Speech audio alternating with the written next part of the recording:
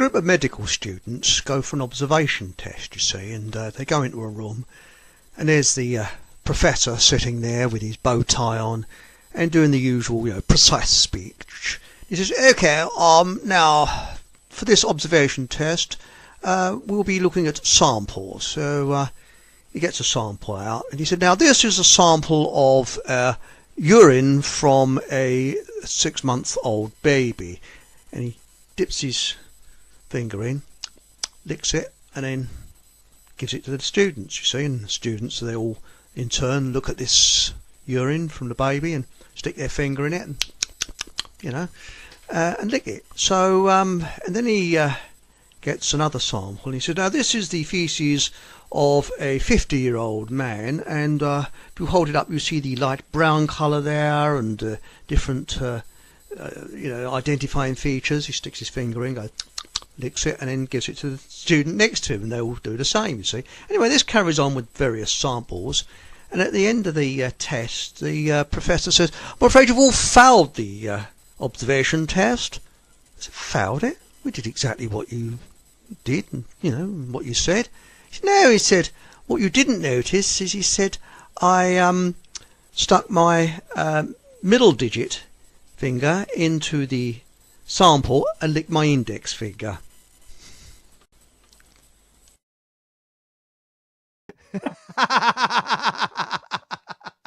I wonder where that was going.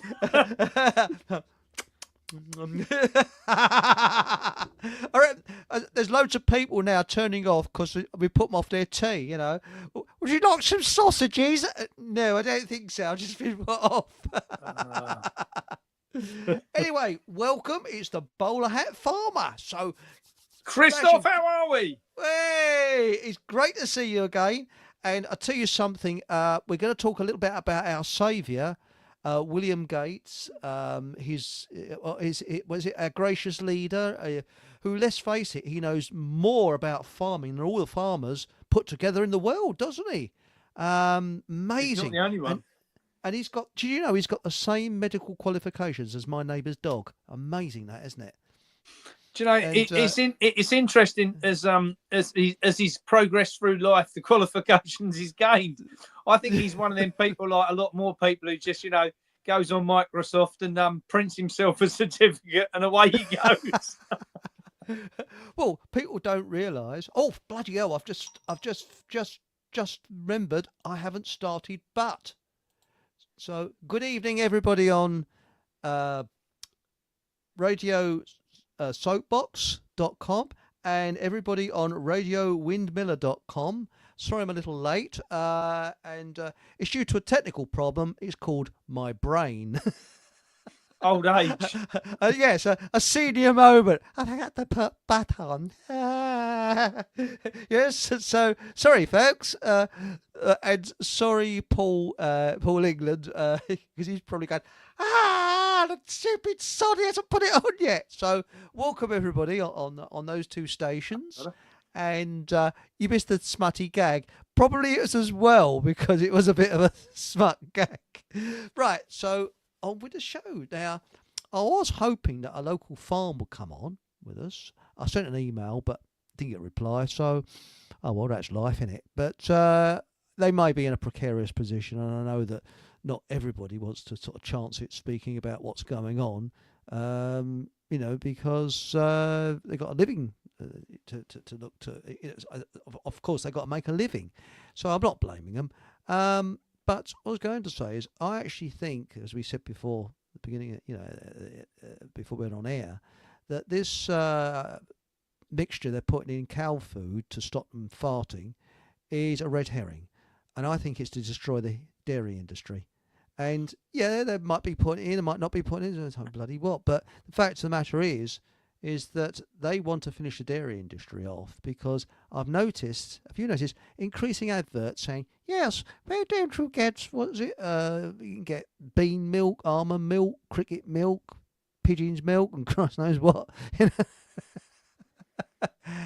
I've noticed there's a big increase in that when you walk around the supermarkets, you see. Yeah. And, I try and avoid going in supermarkets, but unfortunately I can't. I've got to use them. I just haven't got a choice. That's the big problem. There is plenty of choice out there, Chris. Let's take a back step if we may, and then we'll go through all of what you just said. So, firstly, we've got the issue with Arla this week, dropping the bombshell that they've allegedly set up 15 of their farms to trial this. Well, that's a load of BS to start with, because when you dig into it, they've been doing it for 5 years. And when you go into the when you go into the detail of it, you've got it. So it's not just in Arla products, Chris, and this is one of the important things for people to realise. You've got all of the subsidiaries what go with it. So Lurpak, Anchor, all the brand names, what we know is all made by Arla. Now, you've also got all the supermarket milk.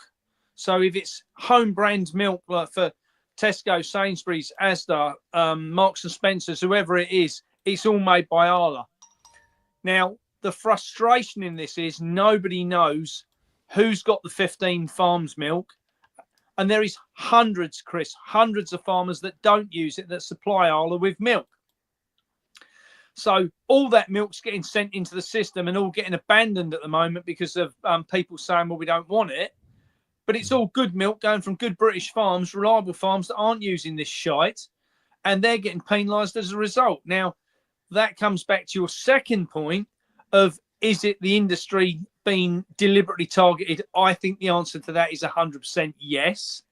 I think it's been deliberately pulled to bits. And interestingly, Chris, I'll come back to the reason I got the email, but I got an email from a dairy farmer who said to me, who was very awake, I have to say, very awake, and said, Mark, just to let you know that, whilst we've got all these issues going on with Arla, from our side, we produce milk, which is definitely not contaminated with that stuff.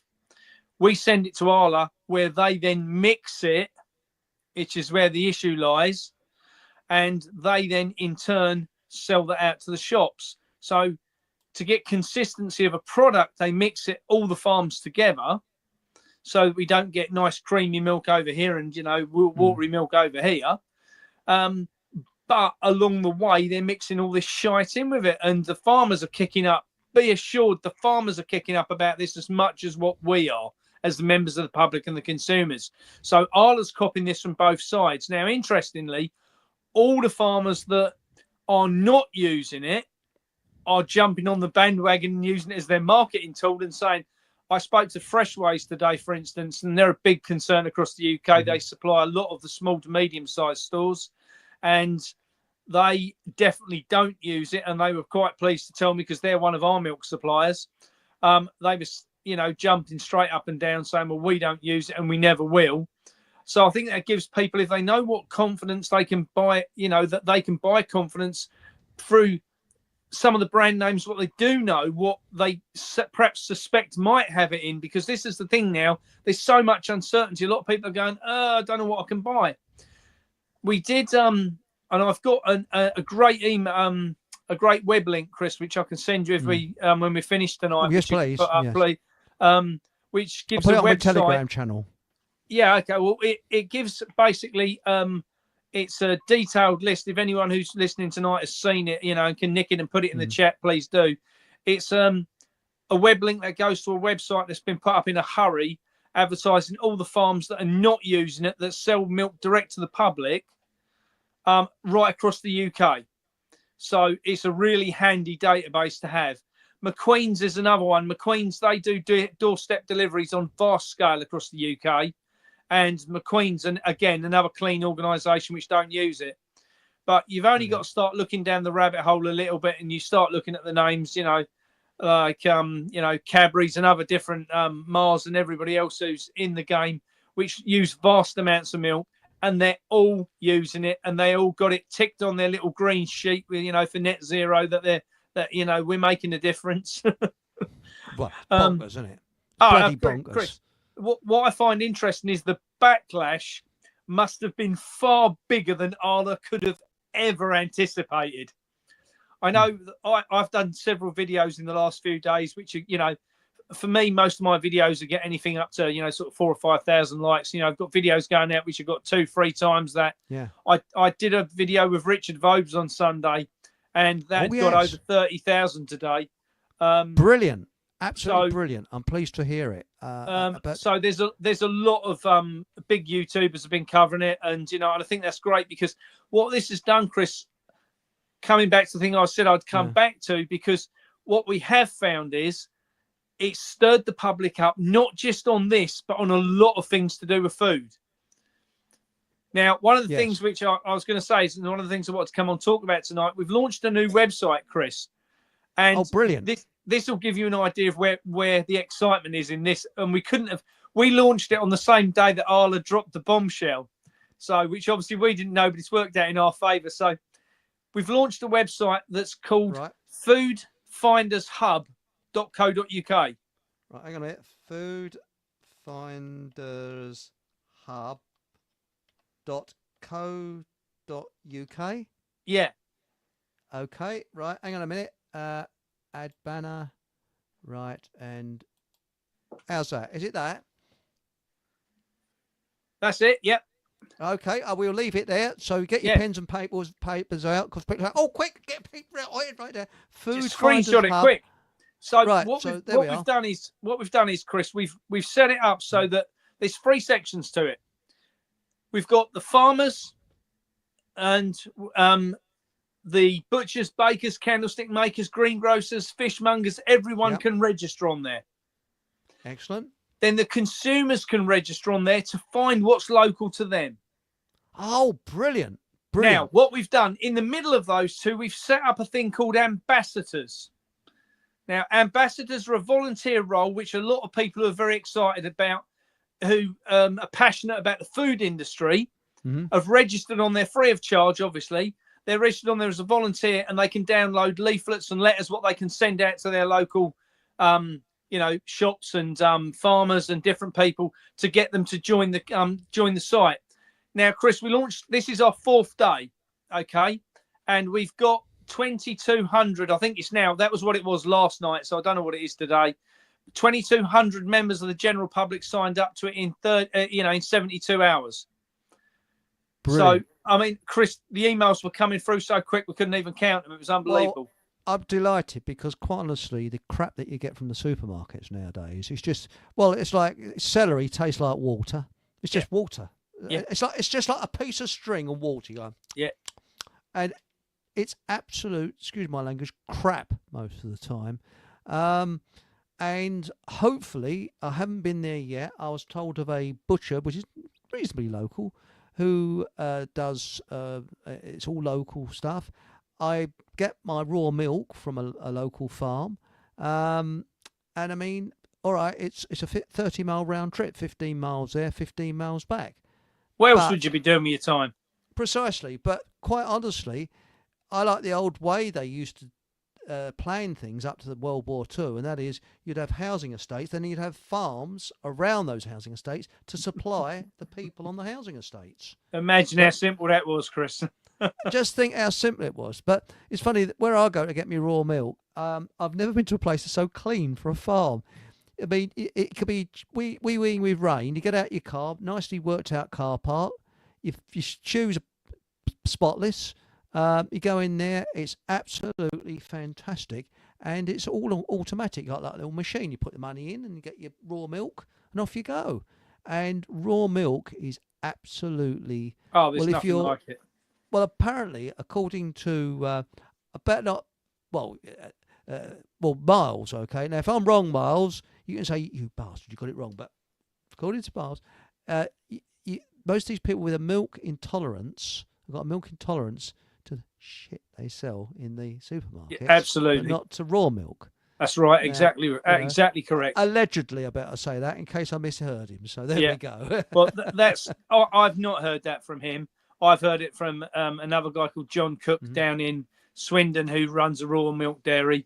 And he absolutely states the same thing. He says people are not lactose intolerant.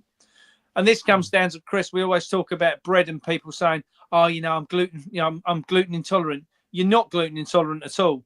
You're allergic to the glyphosate they put on the wheat. That's what you're allergic to. And it changes the protein in content in the wheat. So when they turn it into flour, you're then allergic to the protein, not the gluten. And there's a massive difference. Exactly the same. The processing of the food is where the problem is. And this is what I want the site to achieve, Chris. It's raw food and consumers. Put the two together. You don't need all this shite in the middle and all this pretty packaging. Agree with you. You know, you don't need all this. Let's face it, Chris. If you look at what we grow in East Anglia where we are, we grow massive amounts of wheat, massive amounts of sugar beet, massive amounts of barley, and all of that goes in for processing. Yeah. None of it needs to exist. We could grow food on them fields, proper food. Yeah, I agree with you. 100% agree. I mean, where I live, for example, when I first moved here, you were spoilt for choice. It was full of greenhouses because this part of Hertfordshire, South East Herts, was famous for cucumbers, tomatoes. Lettuces and tomatoes and things, yeah. I think it's still one of the largest cucumber providers around here for Great Britain. But we get them from Spain, the cucumbers. Why, I do not know. Or the Netherlands. But we don't anymore because we lost all the greenhouses out in Spain. Oh, yes. Accidentally by, probably. We don't know.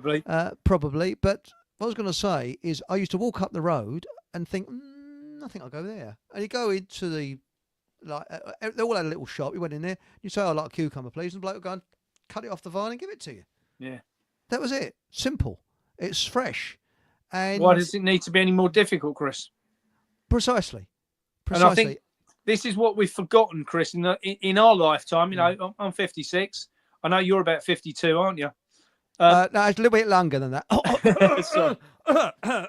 I think my nose has just got a bit longer. Oh, sorry. What's happened in that time frame? We've lost communication with what food is about, what it tastes like, and I talk about taste of food. This is one of the things which I think needs to be brought up as well again tonight. Is I don't know if anybody's read this Sainsbury's report, and Sainsbury's are not the only one who's done it. I've got to say, but Sainsbury's did a 2030 agenda of what food will look like in their store by 2030. So they state in their memo that there will be no farm-grown food at all. We don't need farmers; they're an inconvenience. All food will be grown either in a factory or a lab. That's the end of that. You don't need to know anything else. What lab, what they grow it in, hydroponics, aeroponics, whatever it might be, doesn't matter. All you need to know is it's not coming from a proper farm. If you go around the supermarkets, Chris, and look at all these things what are packaged from like Mere Farm and, Rose Cottage Farm and all this bullshit, and actually do some digging, these farms don't even exist. I agree. They are purely made up for the supermarket marketing department. Yeah. And it's always lovely, warm, cottagey names, isn't it? Yeah. And I'll tell you something I've noticed a lot of now, because I'd make a note of this, not suitable for EU. Not a packaging. It says not suitable for EU consumption. Why? I noticed there was one someone put on Facebook, which I had to give a giggle about. It was a bag of carrots, and where it said the destination, like where they were grown, and it was Chernobyl. I don't know if someone stamped it on there on purpose or what, but that was just funny. Actually, it saves you electricity, doesn't it? Because they'll glow and you don't have to cook them so much. Oh, yeah, so you saw the radiation and that. But anyway, pre-cooked. Now, this week, you see, we've got a bit of trouble. You see, in chat, Stephen Truthseeker.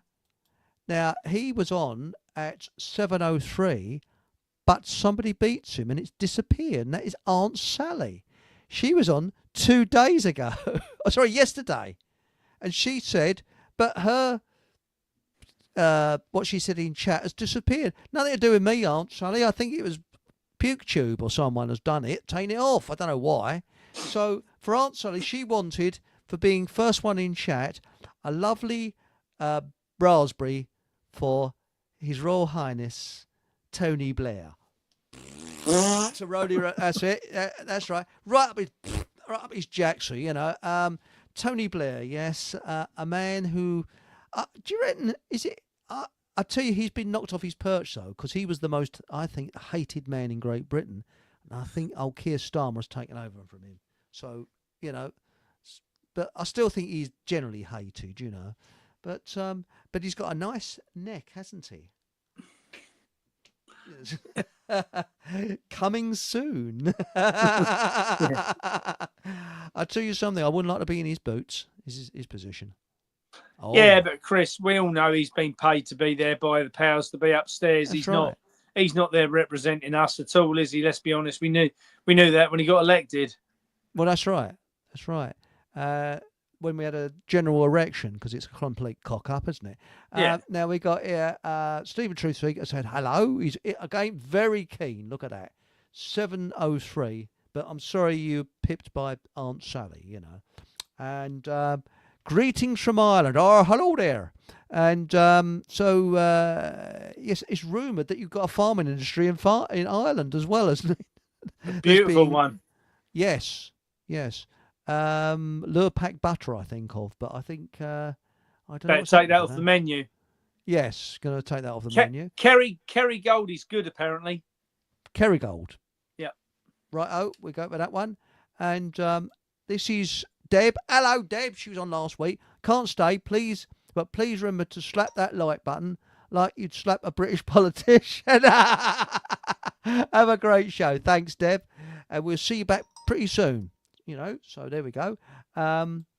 Sue Seasider. Good evening, everyone. That's it. So Sue Seasider there. Baby with a laser. Hi, Deb.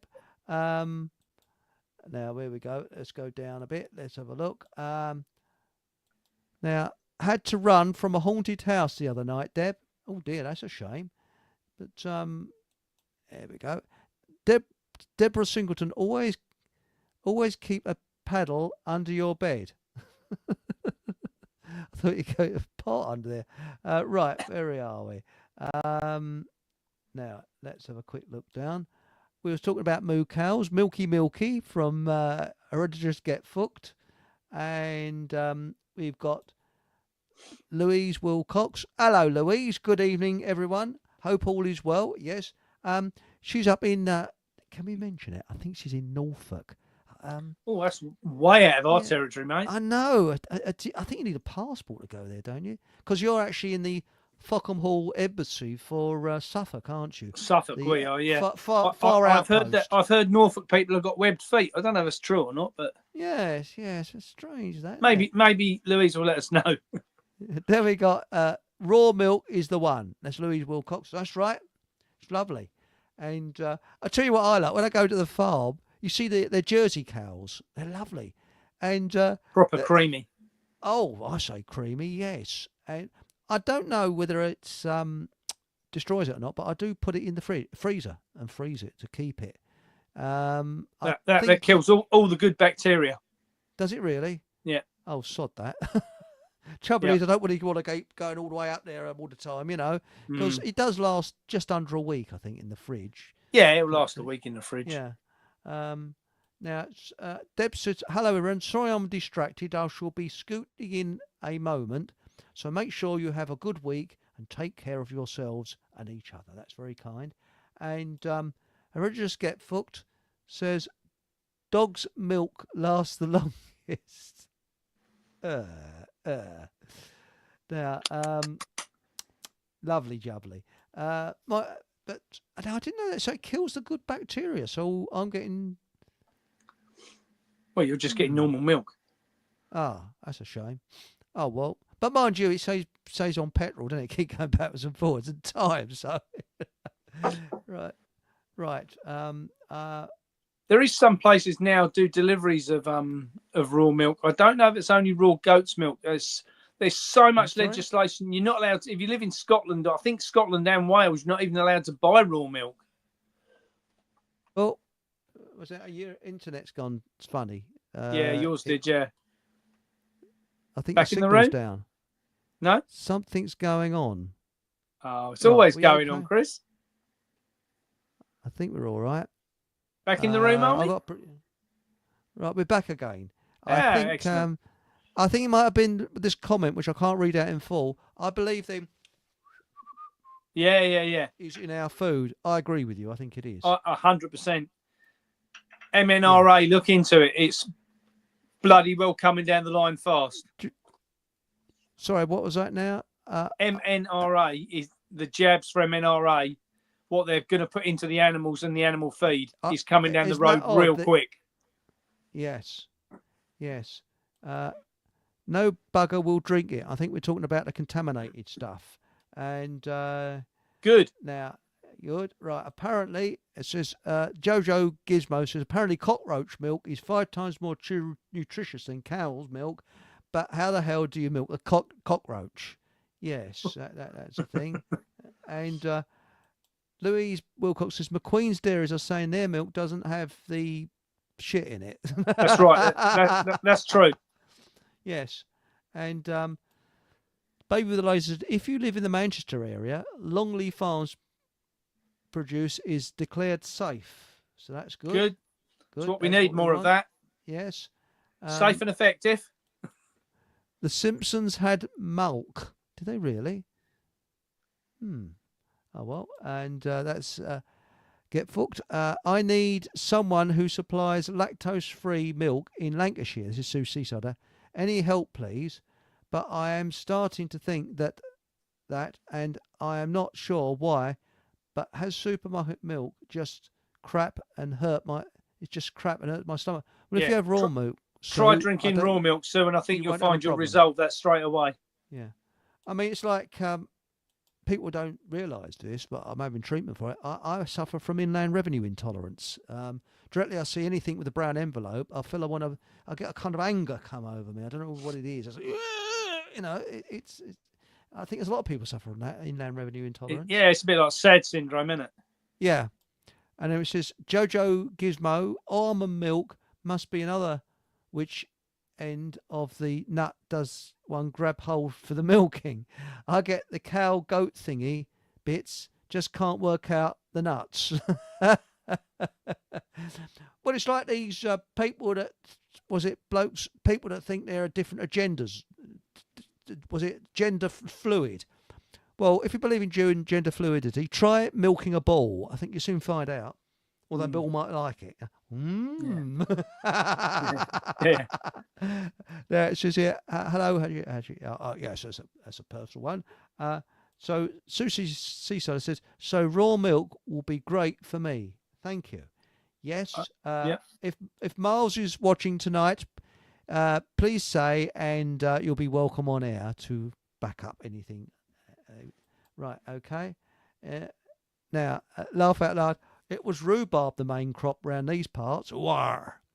You must be up north. Stephen Truthseeker said, Chris is so old, he's young. Yes, that's right. But, oh dear. Well, it gets to a point you start sliding the scale backwards, don't you? That's right. I mean, it's nice watching Queen Victoria, though, when I was younger. Well, they say you're only as young as the person you feel. That's right. Yeah. Now, Sue Seaside says, yes, I read that Sainsbury's stuff. I just laughed to myself. Actually, that is semi-blacklisted because I do blacklist places that I don't like, you know. Yeah. Because, you know, and warm cottagey names explain Cracker Barrel then. And yeah, that's what Chris is. That's right. Paul, hello, Paul. Good evening, Eric and all. There we go. That's Paul. He was on last night doing his numbers. Here we are. Louise Wilcox. This is Hashi. The future is looking great. Rhubarb and mushroom apparently grow well in a dim, damp light. Oh dear, God help me. And buds. Yes, that's right. And Baby with a Laser said that Lurpak is Danish. Yeah, it is. Yeah. But I believe that New Zealand butter is actually here. It doesn't come from New Zealand. Am I right? I don't know about that one. Arla isn't an English company anyway. I think it's part Danish, part Swiss, isn't it? Something like that. Don't know. I think so. Yo Valley Organics. Are they okay or not? I don't know. Well, here's another point to this, Chris. If something's classed as organic, it has to be the food stream within it has to be approved by the Soil Association. Yes. And bovine isn't approved, so it should not be in there. However, who knows? I wouldn't personally be drinking it. I've got to be honest. Yeah. I just wouldn't support it because it's all made by Arla, and I would not drink any of their products out of principle now. Yes, same here. I avoid them, and I'll tell you something. If you get raw milk, you can actually make cheese out of it, and you do it with apple cider vinegar. A couple of spoonfuls of that, and you mix it all up. Beat it. You beat the shit out of it, and you get the whey out of it, and that's the watery bit. And apparently, I haven't done it yet, but you could do it, and it's very nice, so they say. So there we go. Hadji said a pot of double cream and a food mixer makes a good butter. Salted or not, bitter or not, bit of turmeric for the yellow colour. Yes. I didn't know that. Yes, brilliant. You can, yeah. But I know that cheese you can make, and it's not that difficult. No. We used to make these kids. Really? Need some raw milk farmers in Shropshire. I thought you'd been up to your arse in cows up in Shropshire. Check this site out later. Okay. That's right. Just found Clifton Farm near Longridge, Lancashire, do raw milk for anyone near that area. That's right. Brilliant. And then we got here Chris the gardener says, evening gents, what a treat. Chris. Hello Chris, I'm a bit late. No, you can sod off if you don't like it. You should get your ass on the show, Chris. Well, he can get his ass on the show because I sent him a link via email. So, Come on. We won't let him on now. He said that. Yeah. He needs to get on here and join in this conversation. Yes, please join in. It's been sent by email, so you have a look in your email box, mate, and it'll be there, all right? So that's it. And we got here. What did the farmer say to the calf? It's past your bedtime. Oh. He's been opening the crackers again. I don't know. Now, what is unhomogenized milk? I don't know the answer to that. I don't know. I've got to be honest. I don't know the answer. I know what pasteurised is, but I don't know what unhomogenized is. I think homogenized was the cow was gay, wasn't it? Sorry. Unhomogenized, probably the cow wasn't gay. I don't know that one. I've got to be honest. Not being a dairy farmer, I don't know. No, I don't know. I'll have to look that up and find out. Thank you, Sue, because I don't know the answer to that, and I do like questions I don't know the answer to, so I can research it. And then look all important next time I get asked. Very honest. Paul, I would take any well-known brand with a pinch of salt. That's right. And if it's heavily advertised as well. Yeah. And that's life, but not as we know it. Chris, what's that? Nutcase, is that? I don't know what it means, but still, anyway.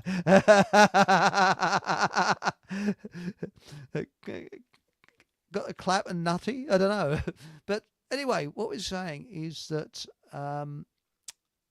hang on. Chris the gardener says, too much information here. I'm in my pajamas, my friends. A hard day, raking up leaves. Early bath was required. If given some notice, Mr. Von Essex, well, you know me, I just like to spring a surprise on you. So there we go. Right. So bathrobe on, no one will judge you. That's right. Foodfinders Hub. See, that's where you need to go to find out where you can get your local food, and things like that. I will just say on that, Chris, just bear with us on getting more details on there, because obviously we've had 72 hours to get to start getting people registered as ambassadors and them starting to talk to the farmers to get them listed. And when we launched, we'd set a target in the first month to get 100 businesses on and to get 50 members of the public on. And then, of course, the public said, no, we're going to join first, and joined en masse because of what's going on in the social media. And so we ended, like I say, it's 2,200 people yesterday. So God knows how many there is now. So, just bear with us while we get more details added. The trouble we had, Chris, what I didn't want to do was drag in a database of information, because I looked at someone else's site today and someone else said, this site's really good. You've got a lot to keep up with. And I was like, well, it has, but I've just looked through 10 of the farms local to me and 8 of them don't exist anymore. So it's that's the problem. You know, and this is where I think with the ambassadors, Chris, we can knock this on the head, because if they only work locally, if someone drops out of bed, they're going to know about it. They can go on and delete the account. Spot on. I mean, my website, FockhamHallRadio.com, what's happened is you used to have links that, you know, you could actually see all different links on it. What's happened is now these browsers have updated. The links don't work anymore. Yeah. So I've got to spend some time this week updating the website. So I'm sorry, people, if you go on to FockhamHallRadio.com, most of the links don't work because the browsers, the last place it worked was on Firefox, but now it doesn't work because Firefox have updated as well. So I've got to do something there. And that's life, but not as we know it. It says, Chris just don't want us to see him in his Batman pajamas. Either that or he's got his wife's damn nightie on. That could be, and suspenders. I saw the video on YouTube, Mark. Brilliant initiative. I'll have a look and register at some point this week. Yes, I'm going to have a look after the show. So that's good. And I think it needs something like this. And sometimes it has to get bad for it to get good. Absolutely correct. And I actually think sorry. I was going to say, Chris, I think what's been achieved this week is the public have the cat's out of the bag. The public have realised how these big companies are screwing them over, and they're not going to get that cat back in the bag. And also, I think what's happened now, the bag's open. It's like Pandora's box, mate. Everything's going to come out now. Well, Keir Starmer, bear with me when I say this, may have been a good thing, because we're seeing how evil communism is. Yeah, absolutely. So perhaps in a weird sort of way, he's come along and he's metaphorically digging his own grave all the time. So is it metaphoric? Well, I think just checking. Well, they dig him up every morning because he always looks, you know, I mean, as I've often said, he looks like a man that's had a brain transplant that's rejected him, sort of. He looks like he's been embalmed, doesn't he? He does, doesn't he? I think it was a bit cold the other morning when they dug him up, because he did look a bit sort of... bit stiff. Yeah.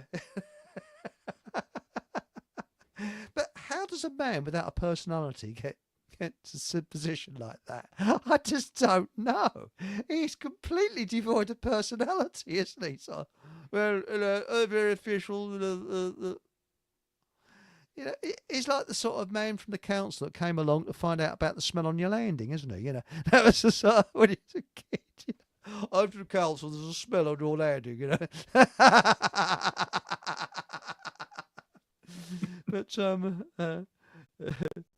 But back to farming and things like that. I've been to your place and I've actually seen the shop. Unfortunately, I had to scoot off very, very quick, so I only saw the outside of the shop. But next time, I will go inside the shop. And I really think that you've got something good going there, because let's face it, the slobs will always go to the supermarket because they don't care what they eat, what they consume. Absolutely. So, and I've often said, any food shortage, there will not be a shortage of junk food. Crisps, the stock is there'll be stock high with crisps, stuff to make you ill, but nothing of good quality to make you fit. That's the thing. Do you know, I went down to Booker's the other day, big wholesalers, and they're owned by Tesco's. Yeah. Are they? Yeah, they're owned by, and so is Macro. They're all owned by Tesco's. The brand, if you go into these smaller shops and you see the brand name of Jack's on anything, that's all owned by Tesco's too. Whoa. Now, what I was going to say is I went into Booker's and I was looking around, Chris, and it's a huge warehouse. There must be, I don't know, fucking thousands of pallets in there, right? And I was looking around and I thought, there's a fridge there with fruit and veg in, you know, which was a walk-around fridge. You know, not very big, I don't know, 50 pallets of stuff maybe. Same with the dairy fridge. And then there was a warehouse with thousands upon thousands of pallets stacked 30 high, miles down the aisles, and it was all drinks, packs of crisps, packs of sweets, packs of hot dogs. There's no food. That's it. There's no food anymore. There's no There's no amount of meat. There's no amount of vegetables. There's no amount of dairy. Fish. When do you ever see fish anywhere anymore? I mean, I go up the market on a Saturday morning in Bury St Edmunds. We got a cracking fishmongers on there from Lowestoft. They go and they meet the trawlers and they bring the stuff in from there. That's what it needs to be, yeah. And Chris, the taste is bloody perfect, and that's what we need. We need more food. That's food, not all the BS what comes from the industry. Right. Like I said earlier, added sugar, added wheat, added barley, added this, added bloody. I saw a flour the other day and it said it had got. Oh, now what was it?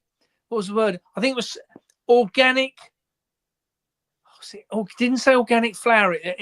Organic fleur. That's what it said. Fleur, French for flour, obviously, right? And when I looked into it, do you know what it is? No. Sawdust.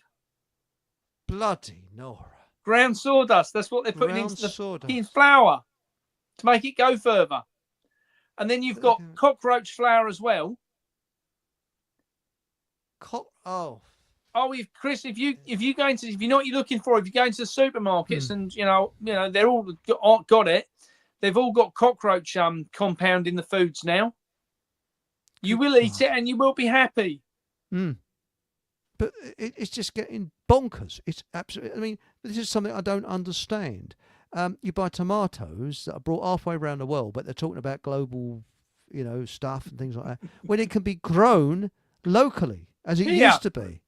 I mean, and I'll tell you another thing that I think has died out now, which was a brilliant idea. When I was a kid, we used to go on holiday to Cornwall, and what they had is this scheme where you could send clotted cream from Cornwall to anywhere in the United Kingdom. It was a deal they did with British Railways when we had British Rail then, and it's no longer going. So you could say to Auntie Bessie or wherever it is, so you could be in Cornwall, you could send to your auntie in Scotland, and it'd be posted. It would be there next day, fresh. But they used to do that with children in America. Oh yeah, post children. Yeah. Via the train service. Used to take them to the local station, give them the address you were sending the child to, give them a packed lunch and pack them off. And they would go to the other side of the bloody country.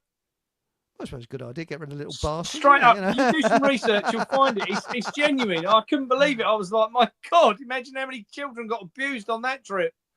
Yeah. God alive. But I always remember that because I remember my parents going into, was it a farm? I can't remember. I think they went to the farm and just filled out the address, wrote it down, and they gave it to the bloke. No computer or anything like that. Gave it to the bloke and he said, okay. And then next day, Granny got the clotted cream. And I think it was all in a sort of a cool container, so it didn't go off. And that was years ago, That was when I was a young lad, That was before the Wright brothers learned to fly. So there we go. But no, seriously, it was marvellous. Where did we go wrong, Chris? Where did we go wrong? Should I tell you where we went wrong? When they gave supermarkets something called shareholders. That's where we went wrong. Really? Yeah. So it all became about profits rather than, when Jay Sainsbury started, they were a family-run business.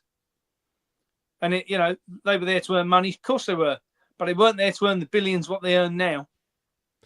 Well, instead of being forcibly made to illegally give my money to the local council who piss it up the wall, wouldn't it be better if, because I don't believe in government, I really don't believe in any form of government at all, if people say in an area, where I live, there's 55 houses, if we all gave a very small amount, wouldn't be much, to a field, a local farmer to grow crops, that person would be employed and we would get something worth for our money instead of council pissing it up the wall. I think, Chris, we're going to see a completely different way of food come out of this in the next few years. I think we're going to realise that things have got to go backwards to go forward.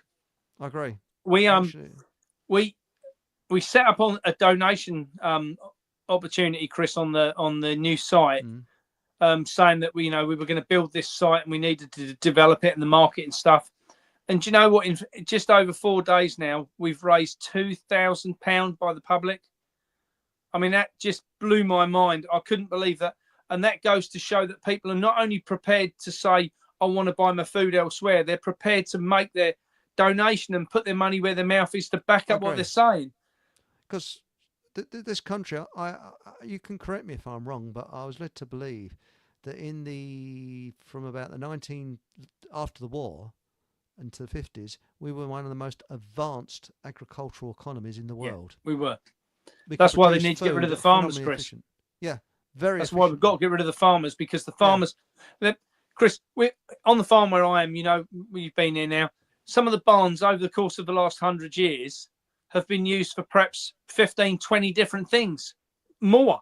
You know, and we might, I don't know, try rearing chickens in one of the sheds for 3 or 4 years. It might not pay, so we change it to turkeys. And then it don't pay, so we change it to sheep. It don't pay, so we change it to cows. Farmers are diverse animals, and the government has always underestimated how quick the population of farmers can twist and turn to keep going. And I don't think that they've, you know, I don't know if people have seen this, but I think it's Moulton Mulberry on the 9th.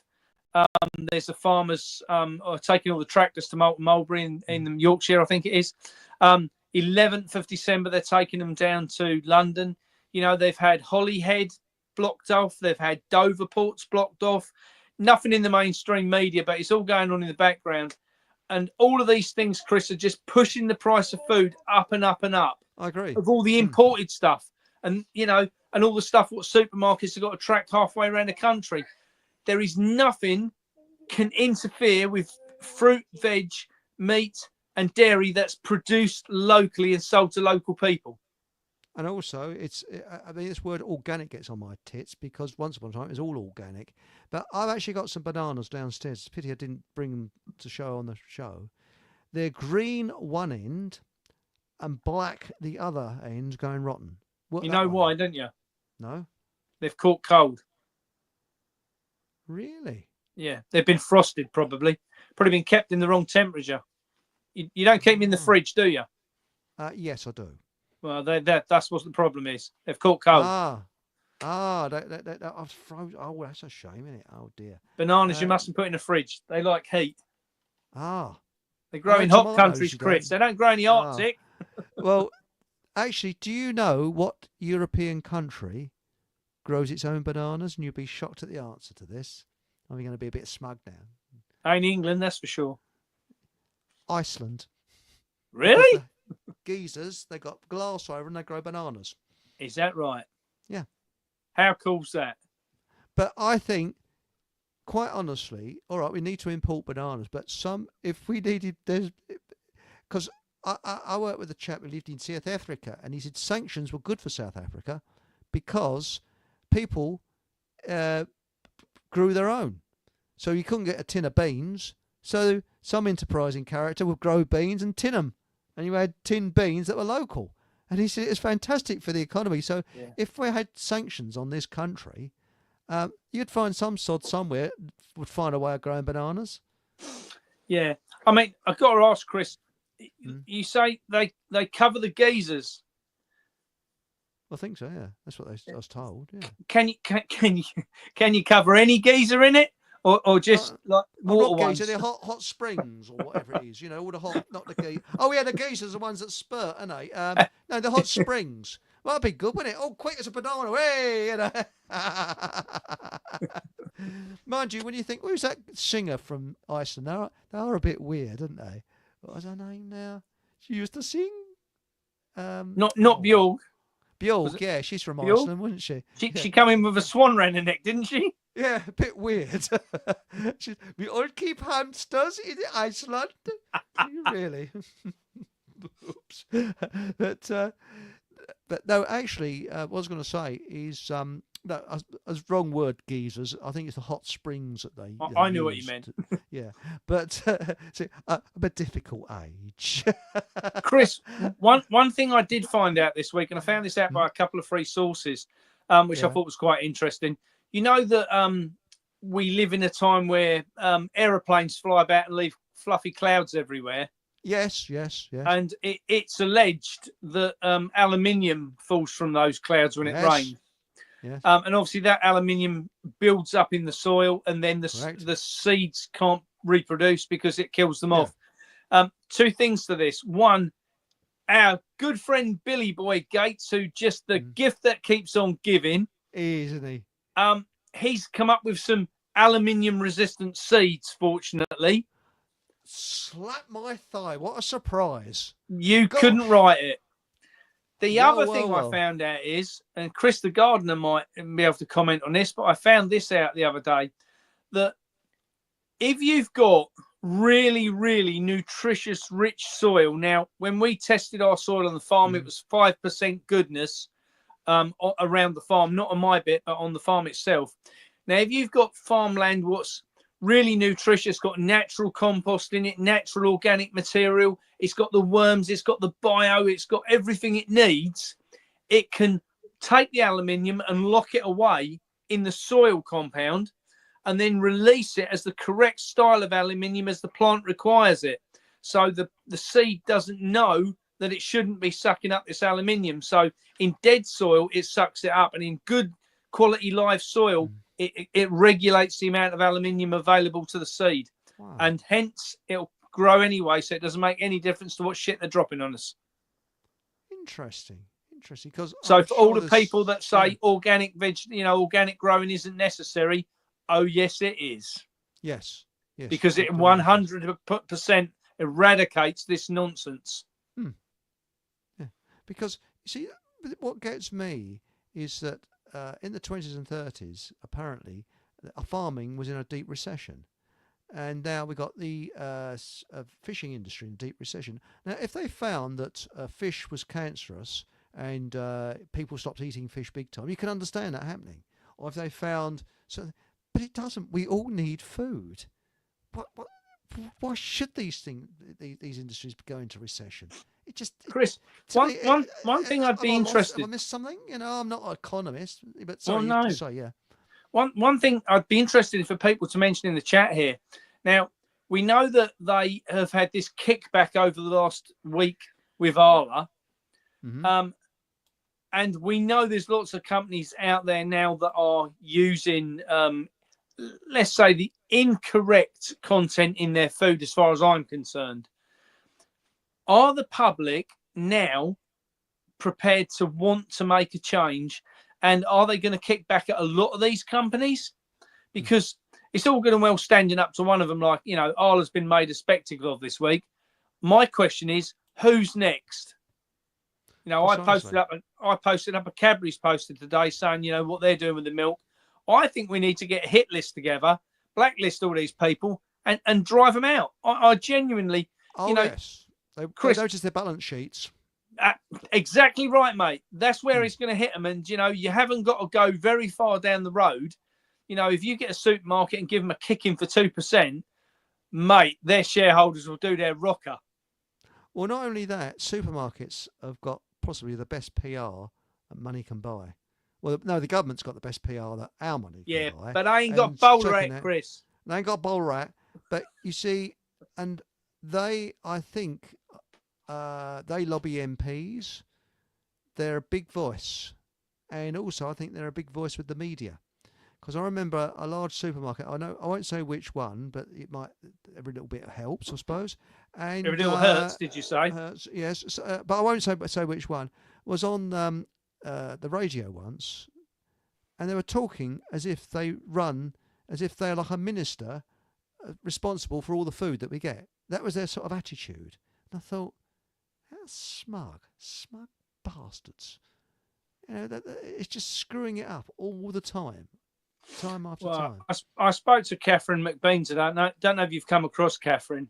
No. She runs an organisation, or she started the People's Food and Farming Alliance and the People's Health Alliance, and all hands on deck. And I spoke to Catherine today, and we were, both having a little chuckle to ourselves about all this nonsense, what's going on, because we all say, people are waking up. I don't think there's anything going to focus people's brains on waking up more than the fact of the food disappearing. And the only food what's left is the shite that none of us want.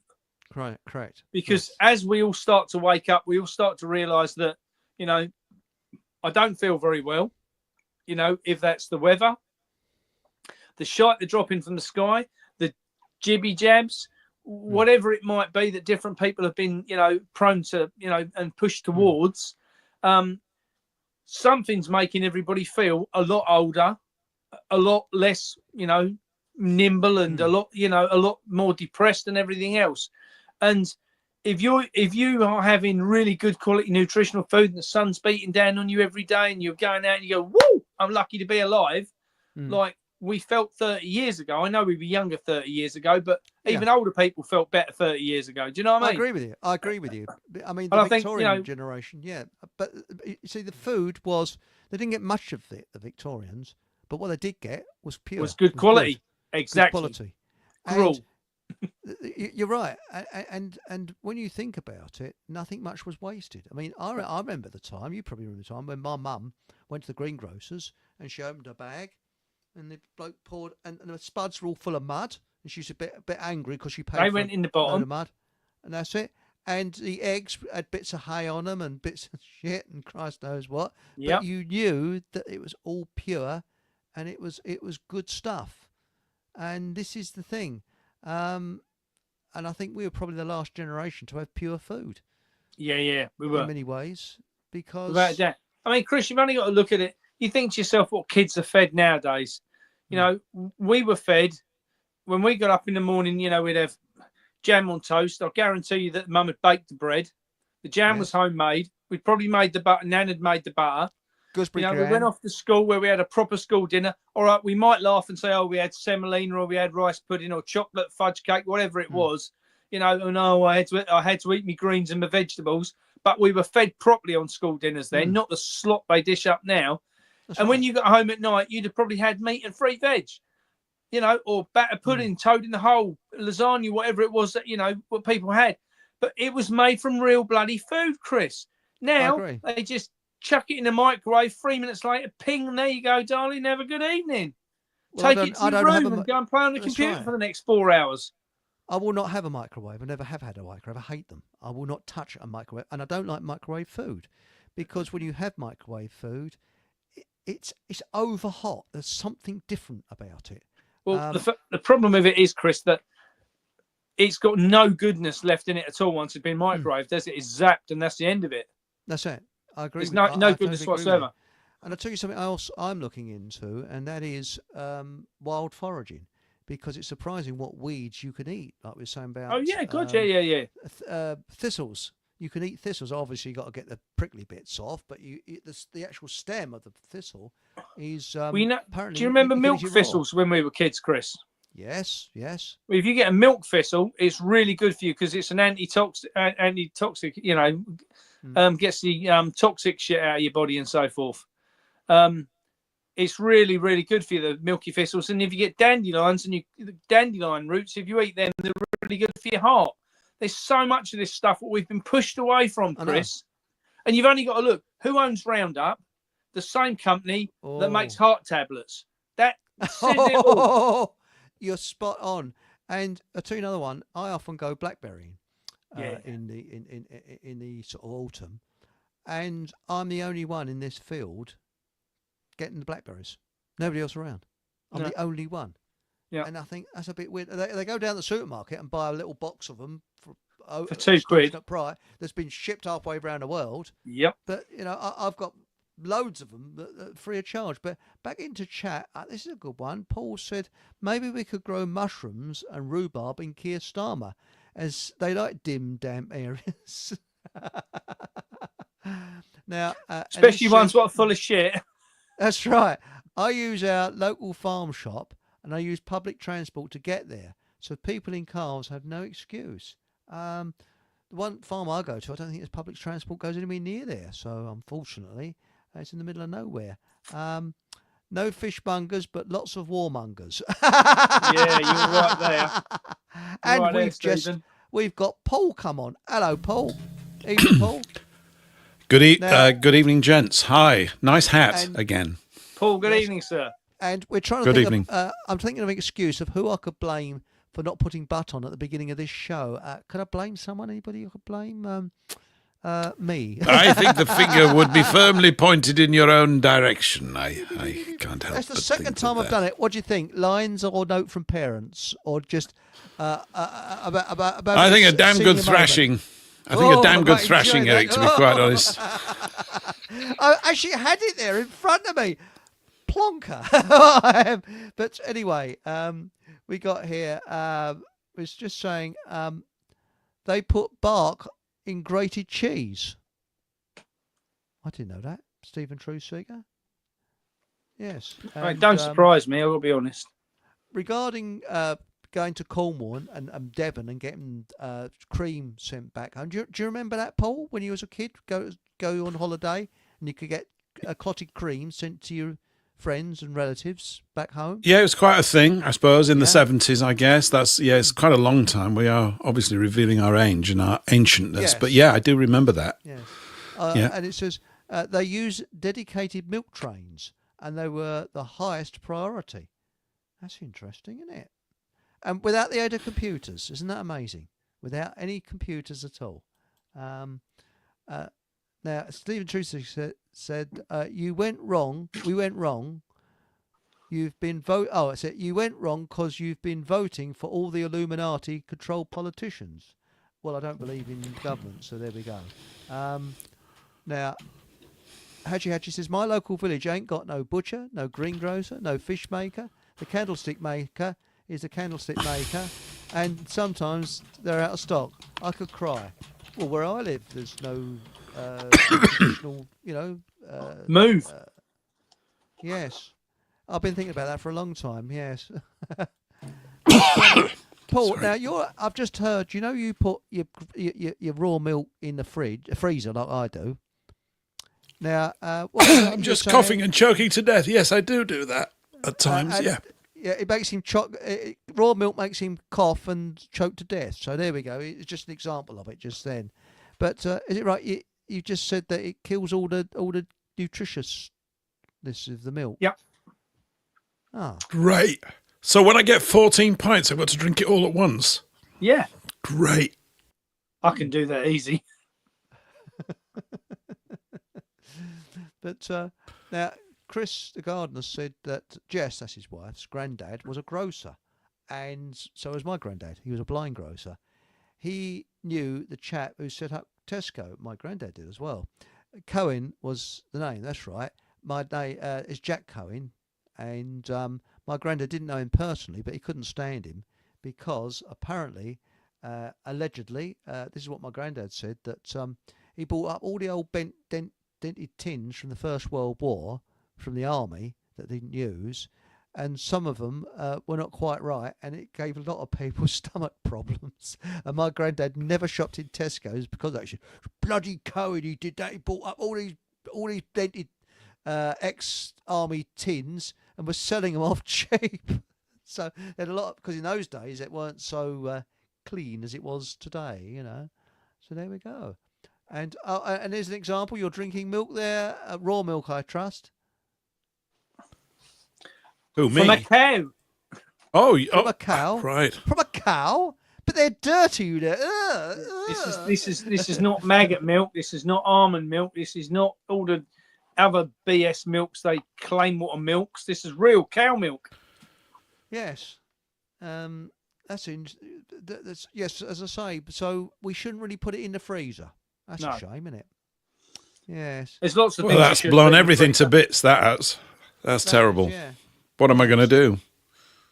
That makes it far less economic to buy. Actually, makes it much more difficult. If you haven't realised by now, it's not doing you any good. It don't matter, does it? Yeah, I feel better about that. Hang on, I'm getting a bit confused. if you at least what you're getting, what's not good for you by the time you get to it, is still good when you started with it. Unlike the stuff you buy from Arla, which is no good when you buy it. Yeah, it starts off good. Well, I guess what we'd need a shuttle service here. We need, if we're going to drink it sort of on the day that we get it, I need 7 people, one to go up on Monday, one to go Tuesday, and so on, and buy for everybody else. Yeah. And then we won't put it in the fridge. Although I think it's got a shelf life of about 10 days, hasn't it, or something? Yeah. If you get it. Community cow, that's what you want. I'm gonna look. I will check the duration before it's meant to explode and everything, and then we're just gonna have to work out that we just bring it back and don't put it in the freezer, and we just start consuming it immediately. I'm probably making an awful lot more custard than we've been making recently, which is no bad thing. Absolutely. So we might do a bit of do that. Yeah. Okay. There's only one trouble though. You see, I've actually found that I don't know how far you are from your local raw milk supplier, but I'm about 14, 15 miles. So it's about 30-mile round trip. So you're talking about what, a gallon, just under a gallon of petrol. So you've got to make it economical. But that idea that a community cow, that would be a good idea. You could run it around, people could milk it, you know. and when you're bored with a cow, you can swap it for magic beans. That's a good idea. And now, Chris Garner said he sold tea. I don't know if this is just his granddad or not, or his wife's granddad, from a barrow and slept under the barrow at night. That's what my granddad used to do. That's what my grandfather used to do, because you do as you spot. And he wasn't blind when he started, my granddad, being a greengrocer. He went blind after a time. It was cataracts, which they wasn't so easily cured in those days. I'm talking about the 1910s, 1920s, something like that. But yes, he had a very tough life, and he actually eventually ended up running had 2 shops and some barrows as well. So he did quite well, you know. Now we got hang on. The baker is. It's a 30-mile round trip for me to my raw milk dairy. Yeah. 30 miles. Yeah. And I won't read this one out because they got better lawyers than I've got. So yes, and that's Hatchy. Now Stephen Truthseeker said you have to register your birds. What, your pet budgie as well? Did I tell you, Chris, about my mate? He phoned DEFRA to register, and he explained to the lady how he was dyslexic and he couldn't fill the form out online. Mm. So the lovely lady spent 20 minutes with him going through all the details, and then he got down to the crux of it, and he said, "So, do I still have to register if I've got a marriage certificate for her?"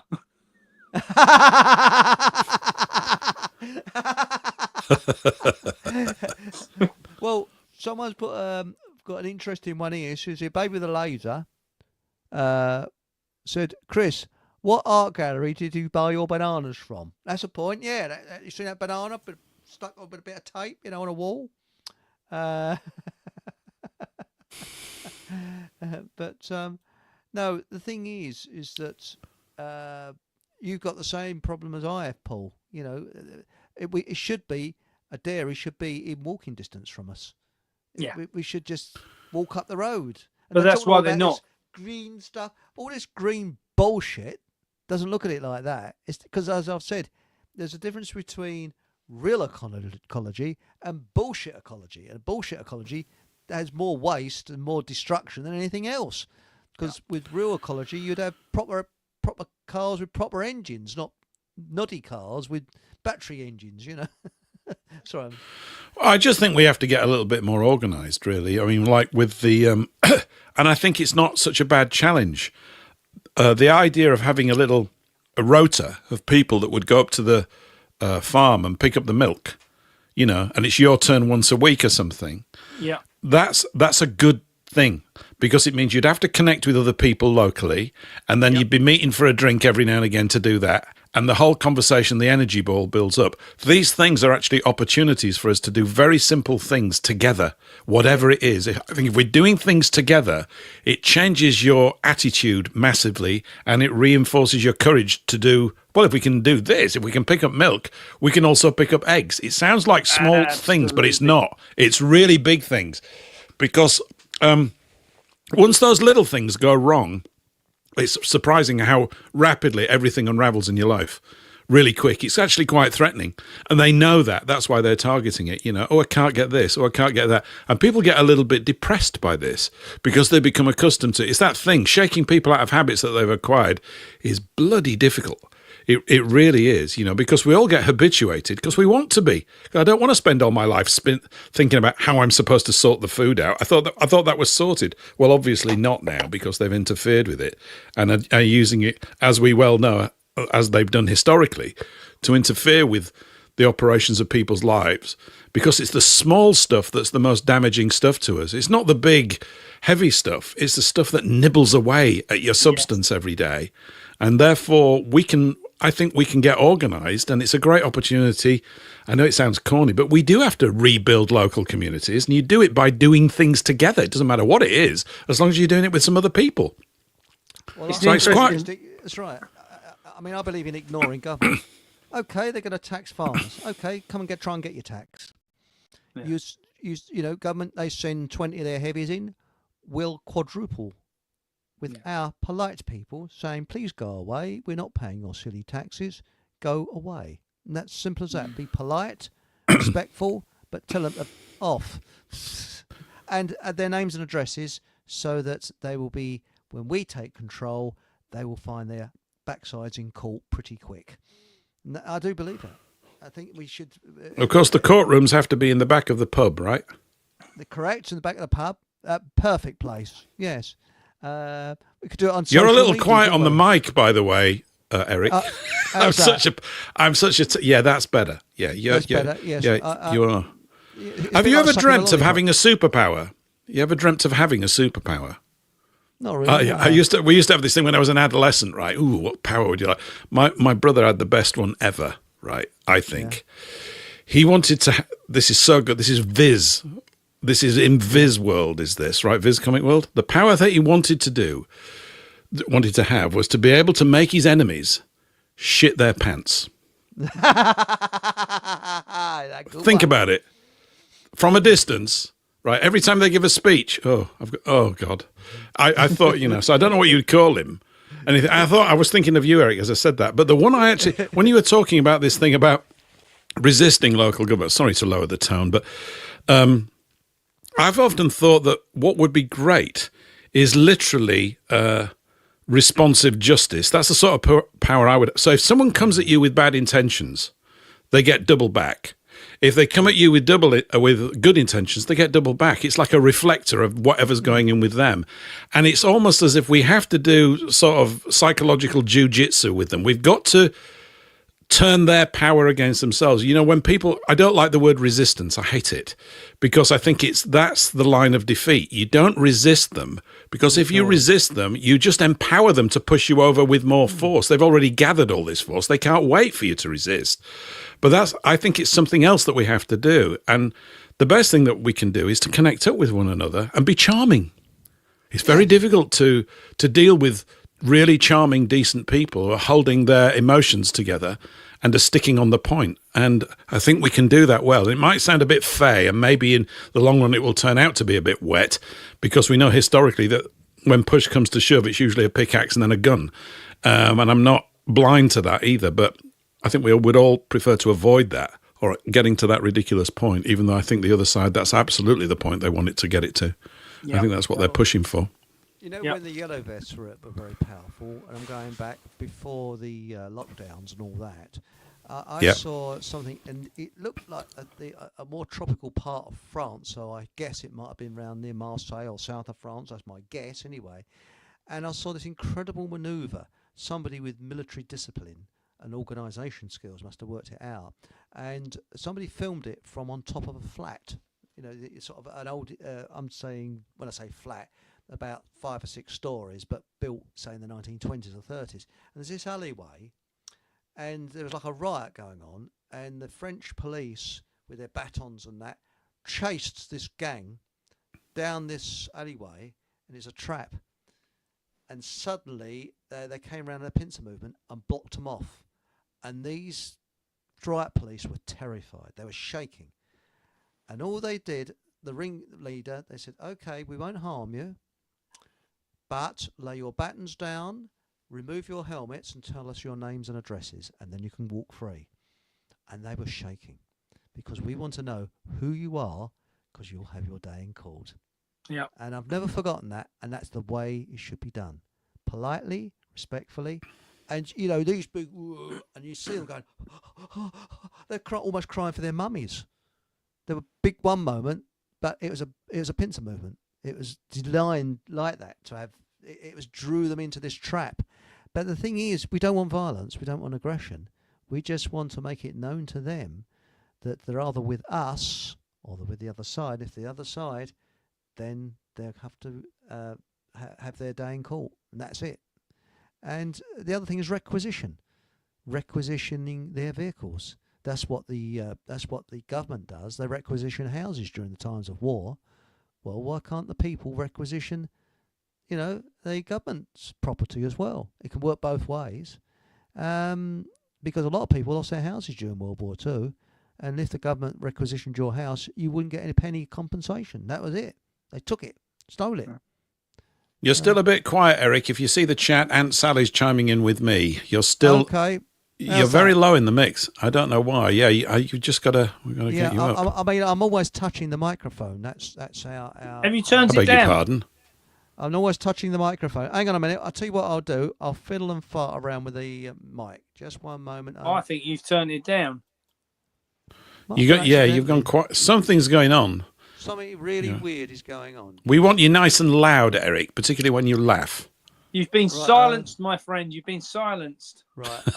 Right. So talk between yourselves a moment. I'll just try and sort it out. Now let's have a look. Paul, it's interesting you say about this doing a rota for things, because one of the biggest things we've had on this new website we've launched, one of the biggest things we've had is elder people coming forward and saying, I'd love to go to a farm shop, but I don't drive anymore and I'm struggling to get there.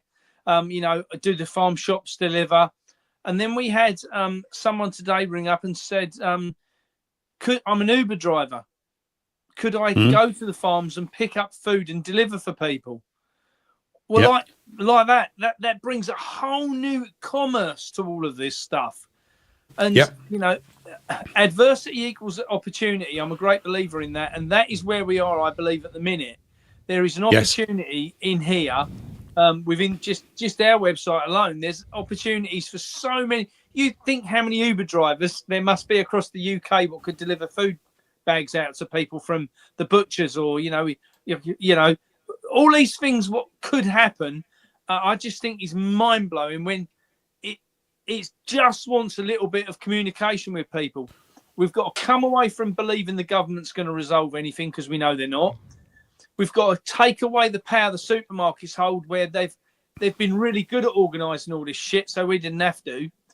But they gave us shit in response to it. They go, there's your shit food, and we gave you great service. Well, I'd rather have a shit service than great food, to be honest.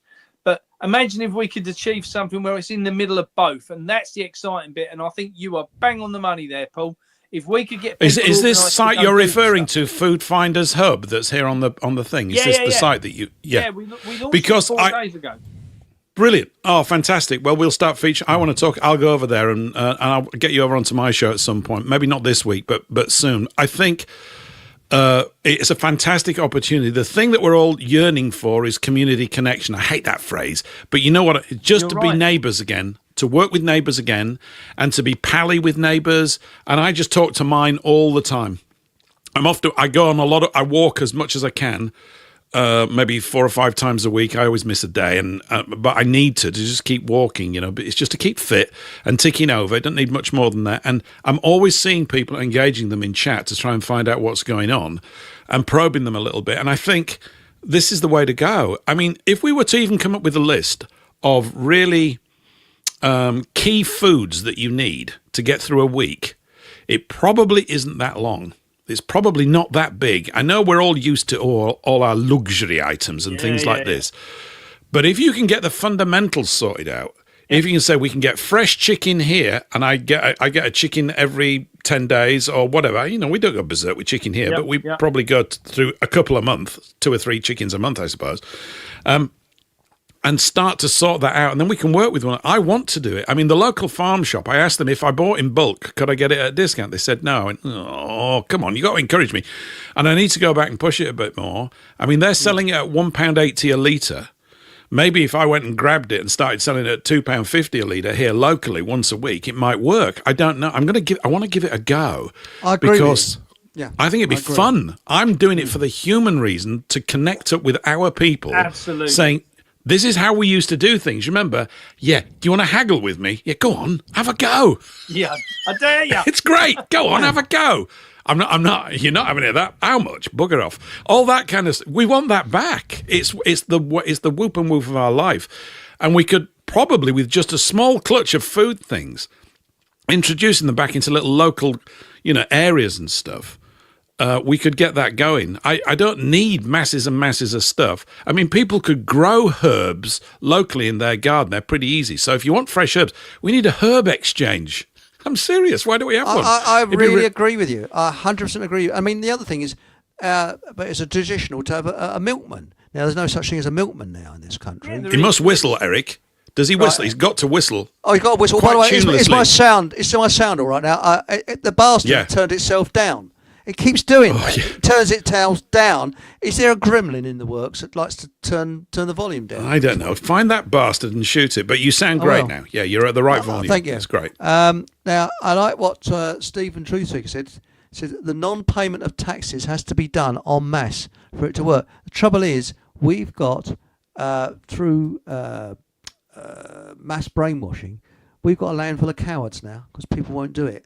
Yep. Maybe we're not all cowards, Eric. We're not all cowards, no. Well, Steve, who I was speaking to last night, he certainly isn't. He turned against the army, and he was an army bloke. So he peacefully and politely, he did it. And to go again to do that takes real guts. That does.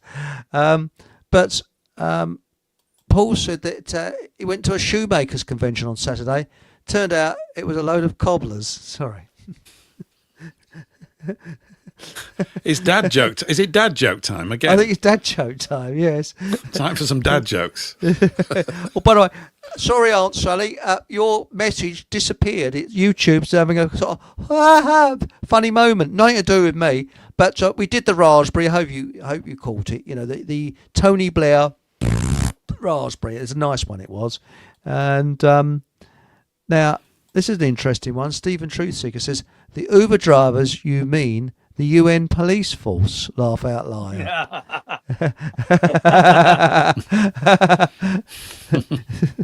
But no, I actually wonder, for example, these farms, I haven't got a business model in front of me. I'm probably the world's worst businessman. But the thing is, I wonder if they could bring back the milkman with raw milk. I wonder if it'd be possible. Oh, no.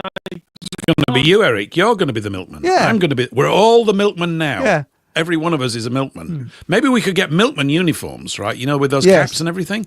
And that becomes the new unofficial thing. I mean, for our bowler-hatted farmer here, we could maybe wear bowler hats. Bowler-hatted milk delivery service. And they always had very wide turned-up trousers, milkman. I don't know quite why. What was it at the bottom? Like sailors' bell-bottoms. It's all sort of flapping in the breeze. It's so you could go around lots of houses and deliver your milk everywhere and not get caught with your trousers down. That's what it's about.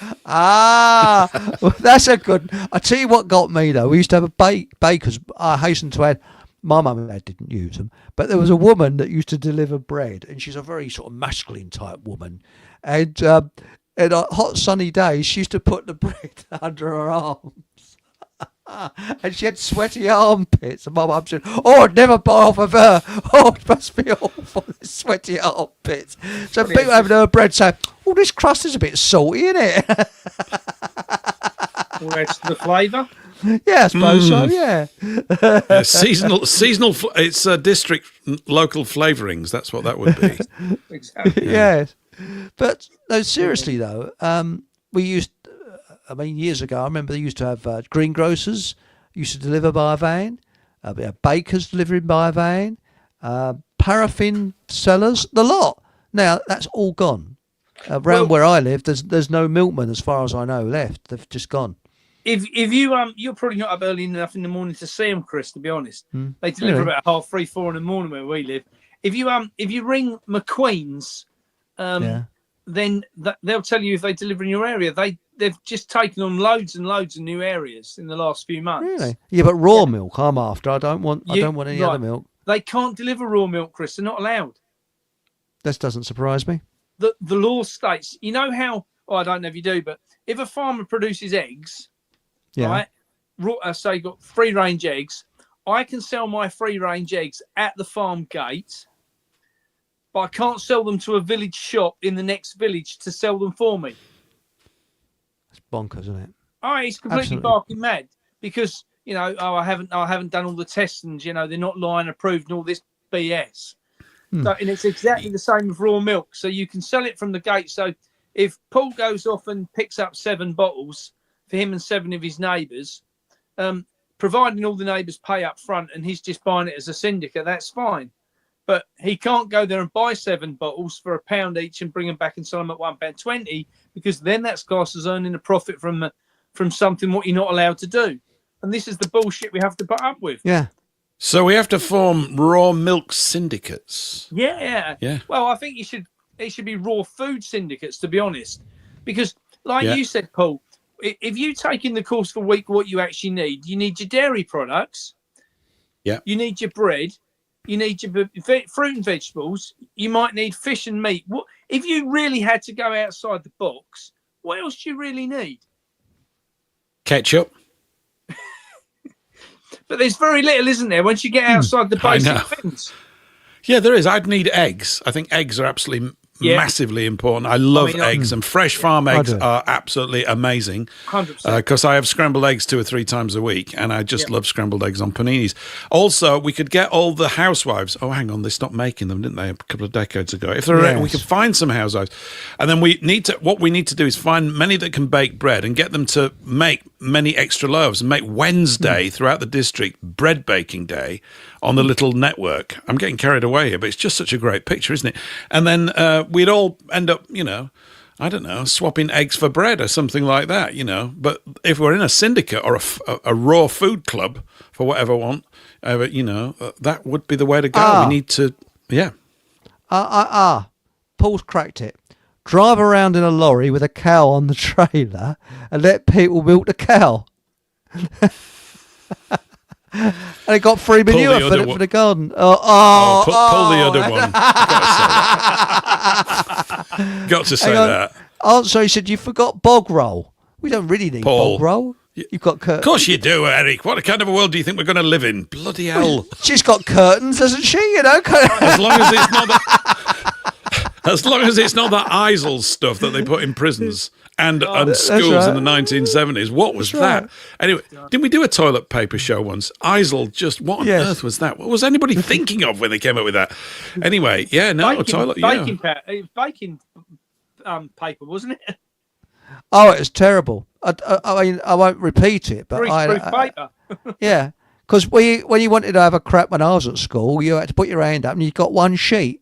I'm supposed to wipe your ass with one sheet. I don't know. But no, I think it's just a matter of creating a closed buying club that you join. That's fine. Like the original idea about the co-op, which is still one of the greatest ideas to ever come out of this country, the co-op, is that people form basically buying groups to serve one another inside their cooperative, and what we're talking about here is cooperating with one another. Yes, which is the middle way. It's not about capitalism. It's not about communism. It's about cooperating, which is what we naturally do when we're not interfered with. We just have to find a way to put a defensive ring around ourselves. I agree. Yeah. 100% agree. I mean, I worked out that where I live, we would pay a fraction of the council tax, if you want to call it that. It's not a tax. It's a complete robbery. Protection. Well, it's a protection racket. That's really what it basically boils down to. But we could afford, I think a quarter of this council tax, we could afford to have a bobby on the beat, or a security bloke on the beat, a gardener to go around the district, and road sweepers, someone to take your litter away on the day you want instead of when they want, and it would probably all work tickety-boo. And it would create employment for people. That's the thing. Where I live, I think we've got the most expensive rubbish in the country. We pay a huge amount of this council tax, and all it is to take your rubbish away. That's it, nothing more. But now Aunt Sally said, haven't got curtains, it's talking about wiping your bum on the curtains, so that's why people have brown curtains. Got blinds, you will have to wipe your bum on the wall, Chris. Oh, so you've been to my house, have you?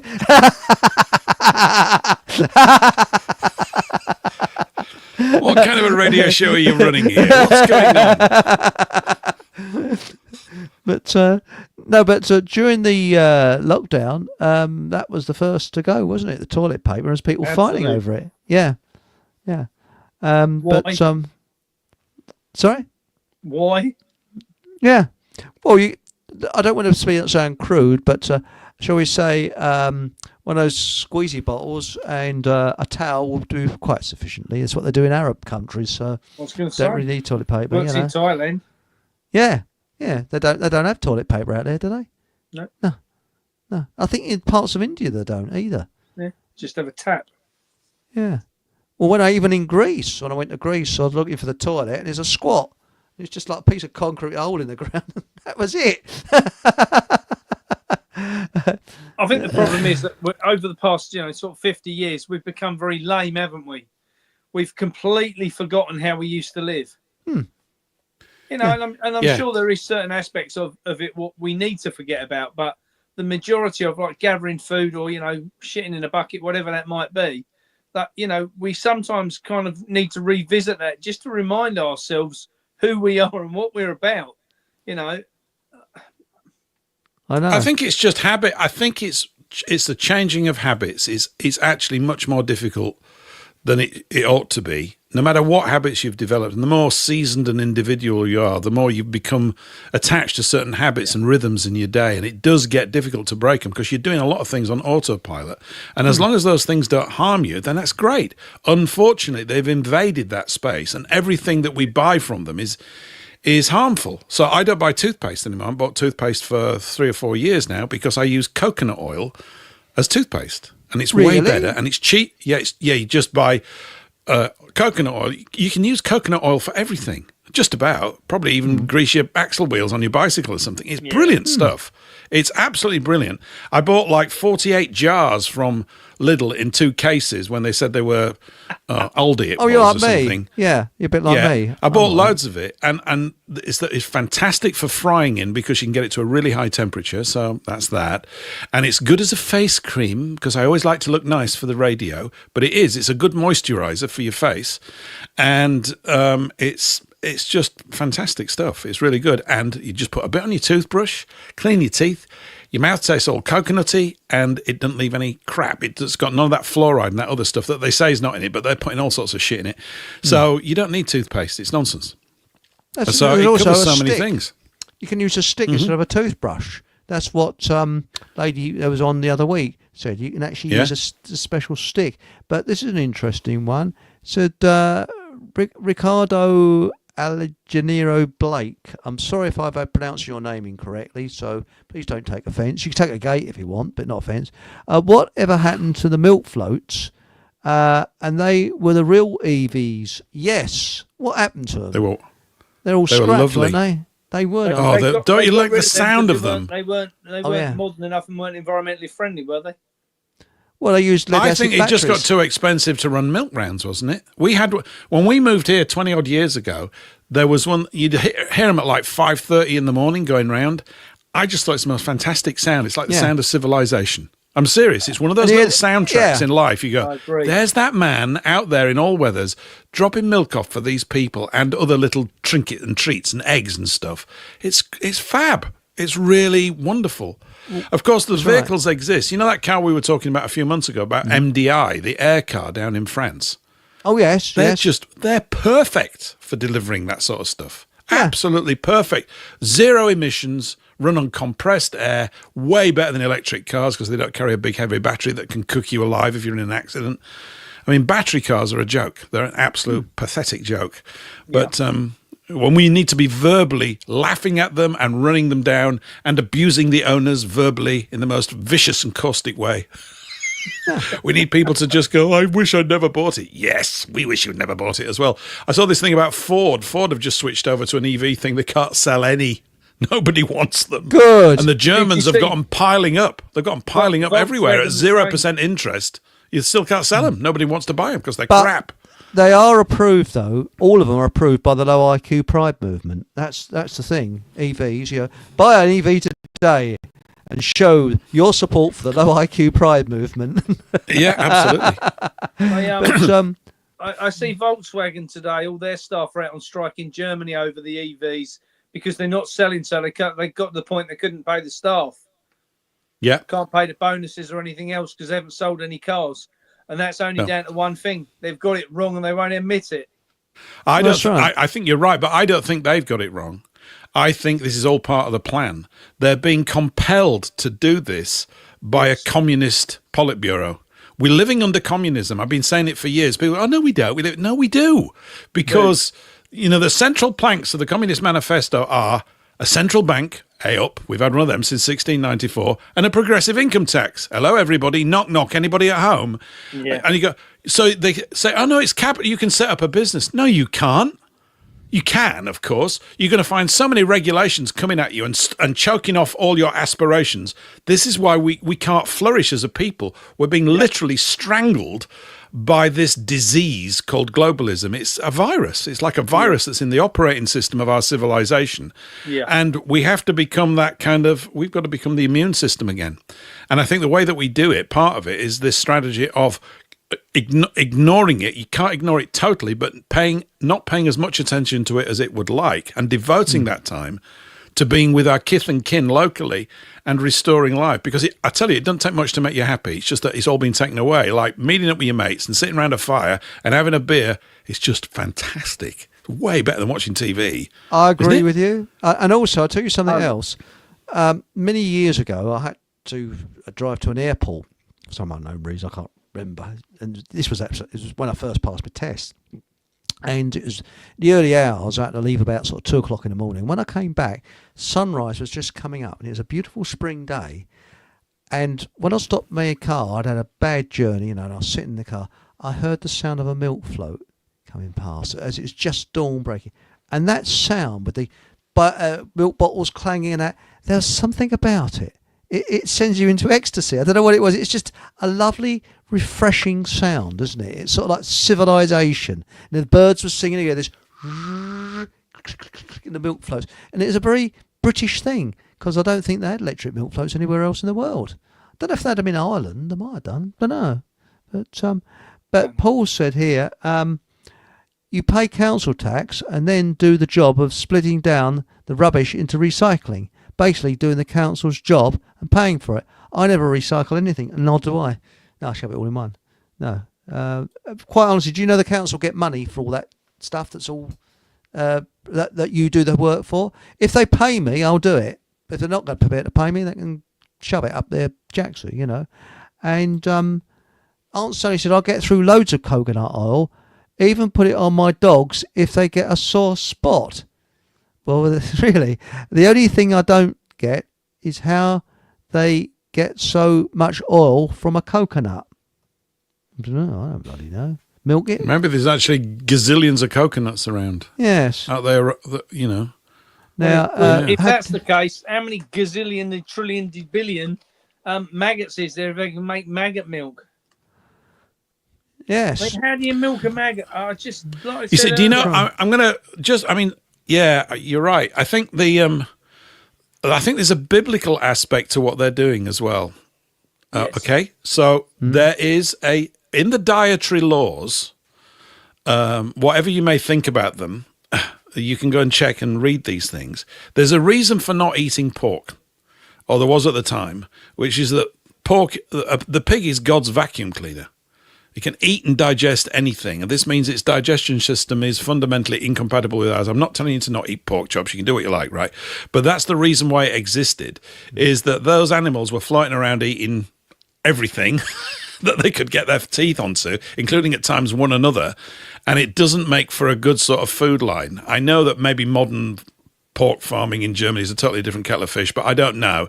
Anyway, that was that. But the other thing, one of the other things you're not supposed to, you don't eat any bottom feeders because they're consuming shit from other animals.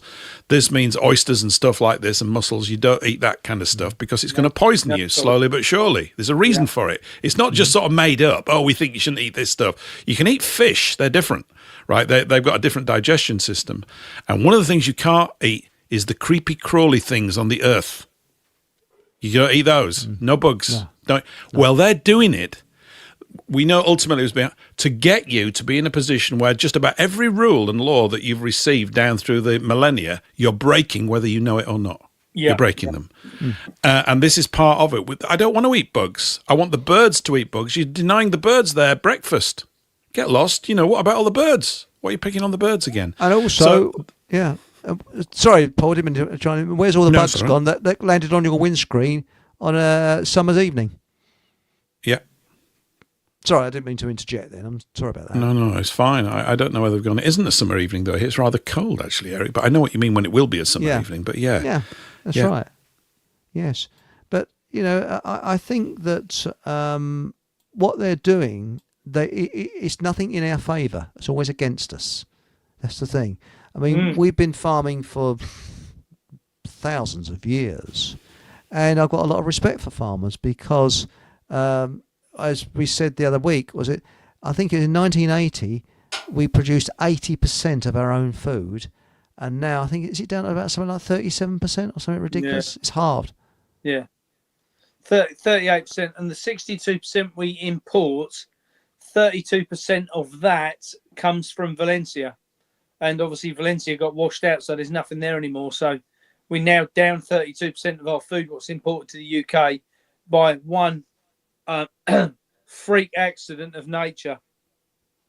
Yes. It says here, Paul, it's a kind of communist fascist dictatorship, in my opinion. It has traits of both. It's totalitarian. Yeah, it does. I know what you mean. It does. I like to just use the word communism because it's got a faster route to where the real enemy lies. But I take your point. You're absolutely right. And I think these terms are kind of interchangeable. Basically, the bottom line is it's bullying. I agree with That's you. That's what it is. It's bullying. We're being bullied. You're bullied your entire life. You're not allowed a voice. Someone knows better than you and shut up and all this kind of stuff. It's completely anathema to the British and it is to other people. But traditionally, it's been really, really, we don't take to that stuff very kindly. And we're still not taking to it very kindly. But we're in the process, I think, of finding a way to organise ourselves to actually not fight them back directly. We won't win that. Not under today's conditions. They're all geared up for that. But to indirectly undermine what they're doing by cutting them out of our lives. And the way we do that to keep our lives going is, I think, in great part by working with people locally to grow our own food. What could be better? It's a great thing. We've got to eat somewhere. Why should we just, and I want to work with farmers. I think we should absolutely do that. These guys know how to grow food.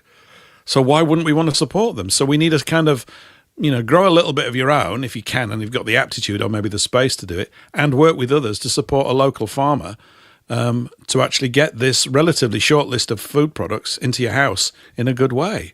So what fun. And, like you were saying earlier, that we've got these elderly people who maybe can't drive, although some of them still can, who would be glad of doing like an errand once a week to be part of something like this. They're contributing. We all want to contribute. 100% It's not for money.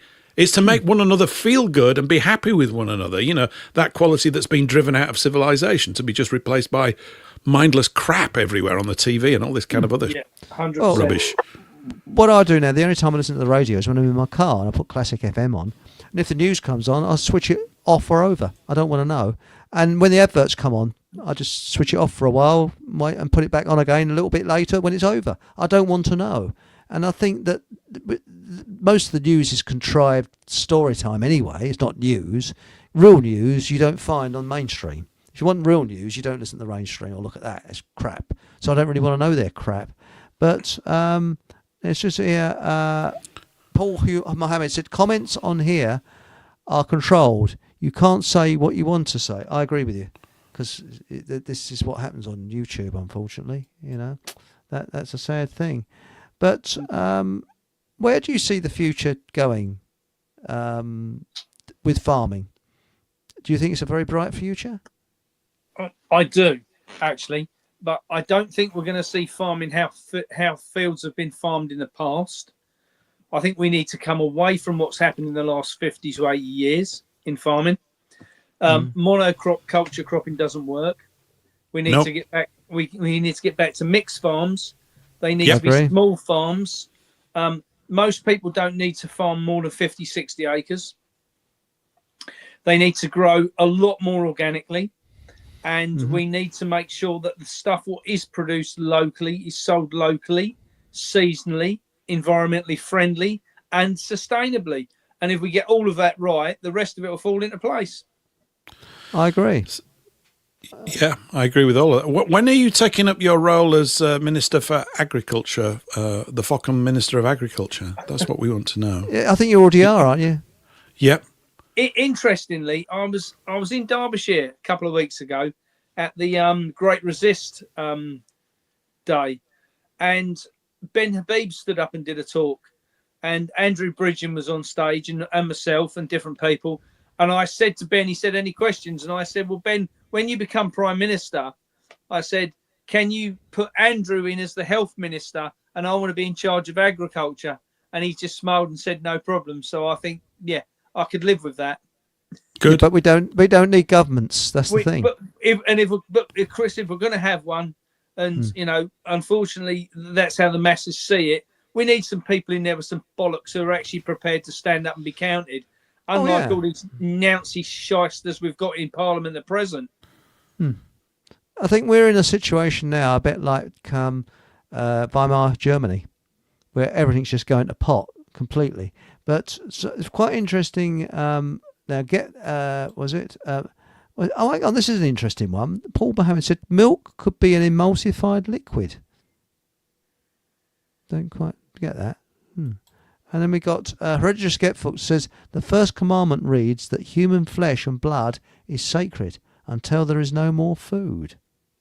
Well, have you seen the film? What was it now? Soylent Green. That's quite a scary one. In 1973, I think it was, and it was Charlton Heston was in it, and people craving for Soylent Green, and Soylent Green was human flesh, and they didn't know it. I think I have seen that actually. Yeah. Yeah. More importantly, there are the massive. This is talking about recycling for the council. There are the massive piles of recycling lying about. There must be millions of tons collected each month, yet none of it is lying about. I believe recycling is a hoax. Yes, I think it goes into a big hole somewhere in India. You know, friend of mine works for a waste company.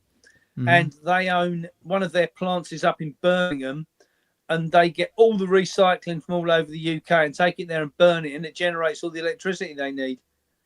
Really?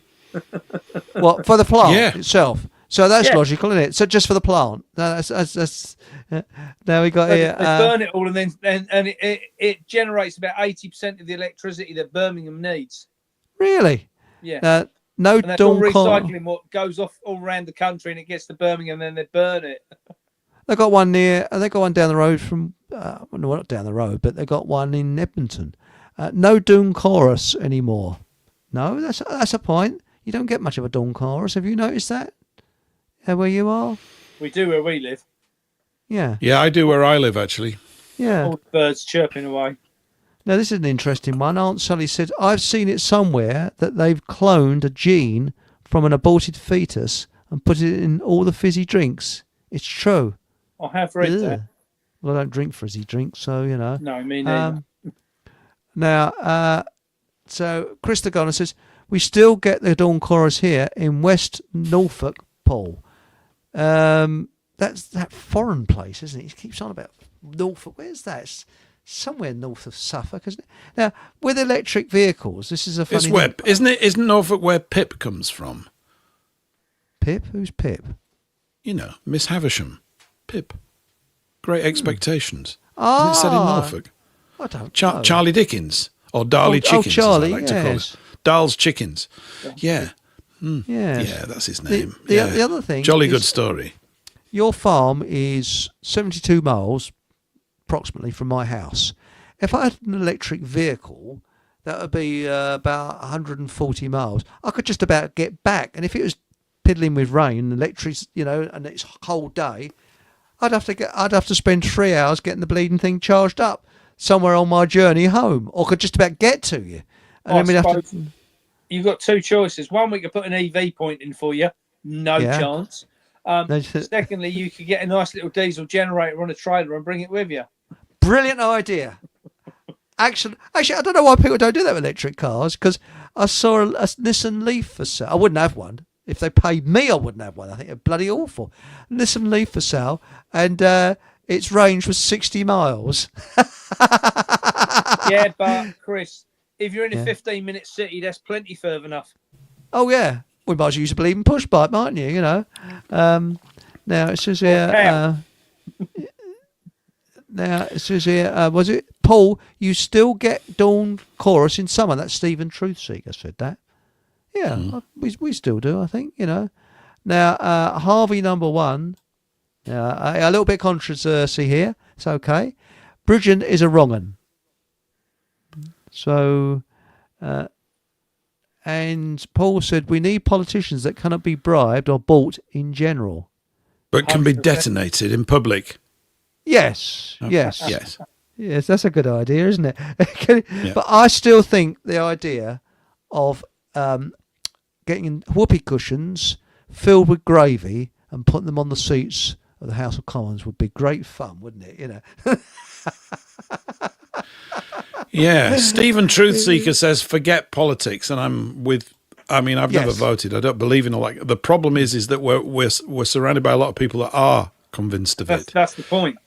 It is the point. You mentioned it earlier, didn't you? And I agree. We've got a lot of people that are trained into thinking that is the way.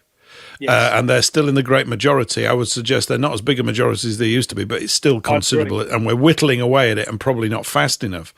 And it's understandable why people would think that. It takes a long time for people that don't ask questions to find out anything. And most people are not asking questions for most of the early part of their life. They're just going along with the flow until something sort of hits them between the eyes, like a bit of two before, and they sort of go, hey, there's something not right here. And then they start to inquire. So, was it Plato? The guy with the plates, he said something like, the problem with not getting involved with politics is you end up being governed by the idiots that do.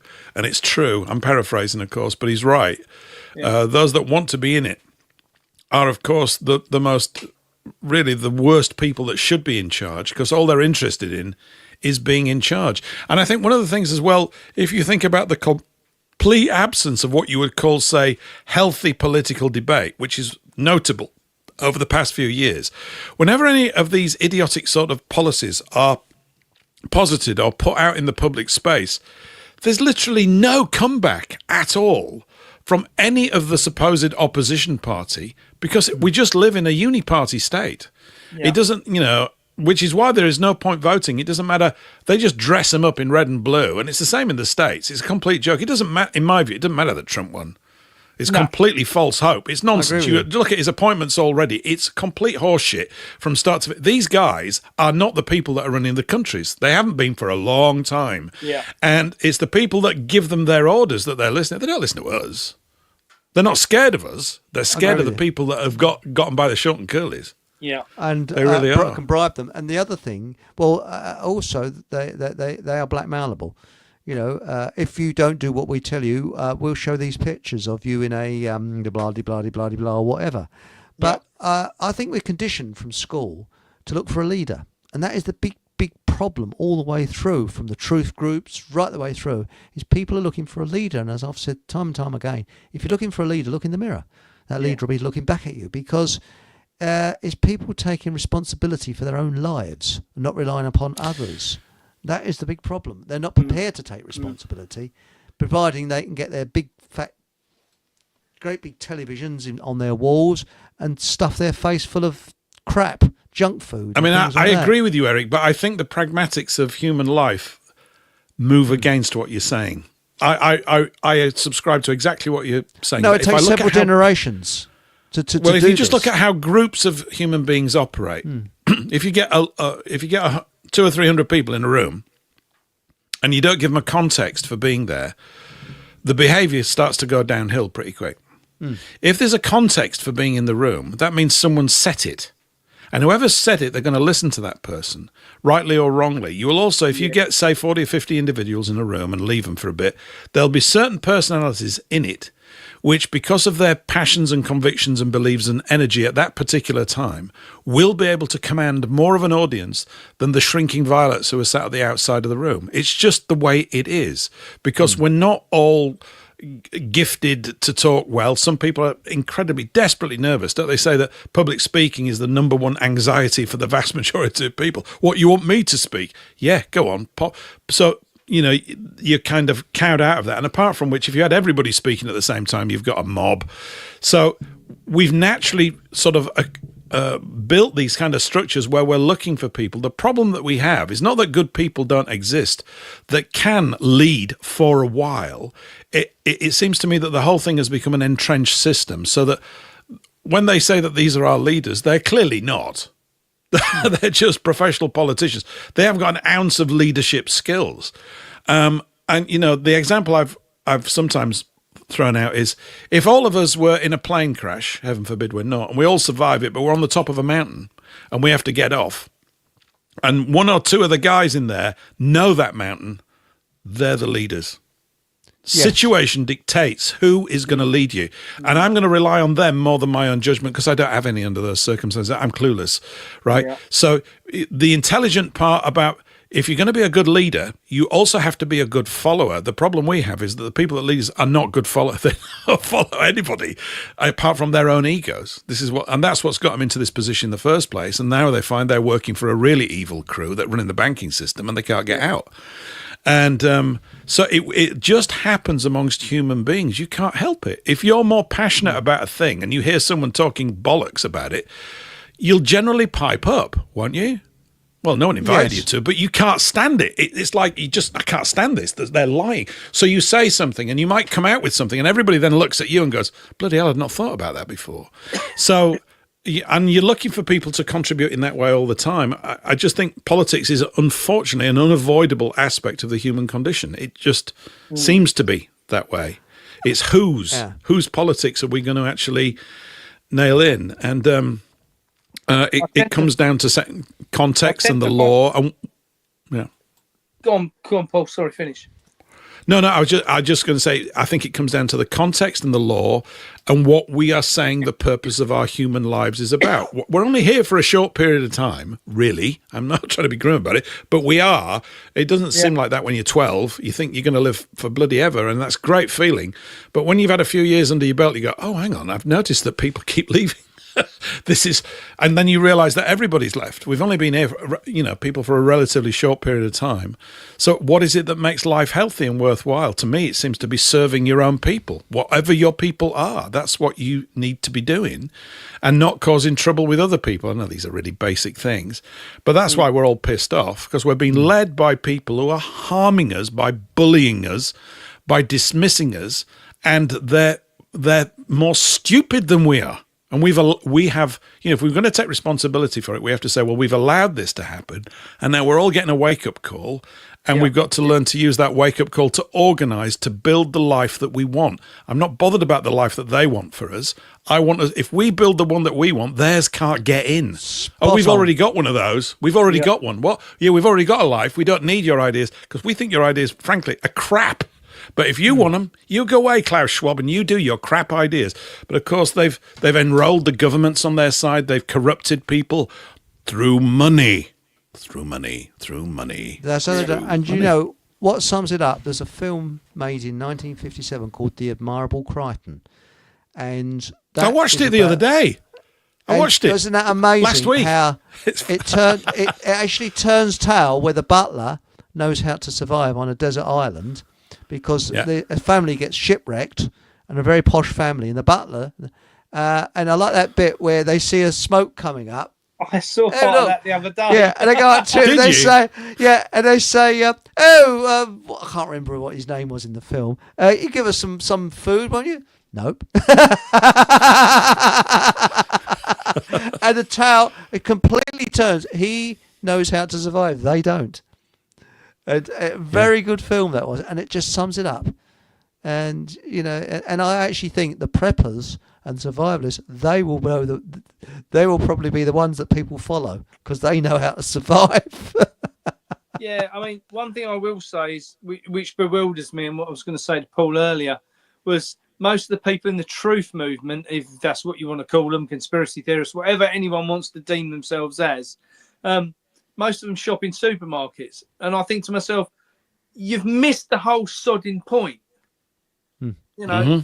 The whole point of all this is break the system. And for you to break the system, there you are, giving them £200 a week to go and buy their shit. What are you doing? Take it away. It's a cult. Take it away. The thing is, it's a cult. Most of them are cults. Not all, I hasten to add, but some of them are turned into cults. And when they turn into cults, they just follow a leader. That's it. But it's quite interesting that, was it Hachi has said here, things have never been the same since Ted Heath sunk Morning Cloud. Well, that was provided by the EU. I saw that. And Chris the Gardener said, Hachi, I was having a cuppa with a customer the other day. He was talking about the EU and said, we knew Ted Heath. He was a lovely chap. I bit my tongue and drank my tea. Guys, I need to go and do some work. I've conscious it's 10 o'clock and I've got an artic coming in tonight to do delivery to me. So I need to wriggle myself along. So I understand. I need to say goodbye. Thank you. Lovely spending time with you. Million for coming Brilliant. on. Paul, as ever, it's a pleasure to be on the show with you as well, sir. And I'll look forward to seeing you both on my new platform. And I say mine, it's not mine because I'm just the idea person, but it's a community project. We've got to get to the point of the community being on it. So there it is. That's it. And also, as you're a regular on the show, you're at the farming correspondent, of course, of Fogham. So you come in. Thanks for coming on. And I know it's a pleasure.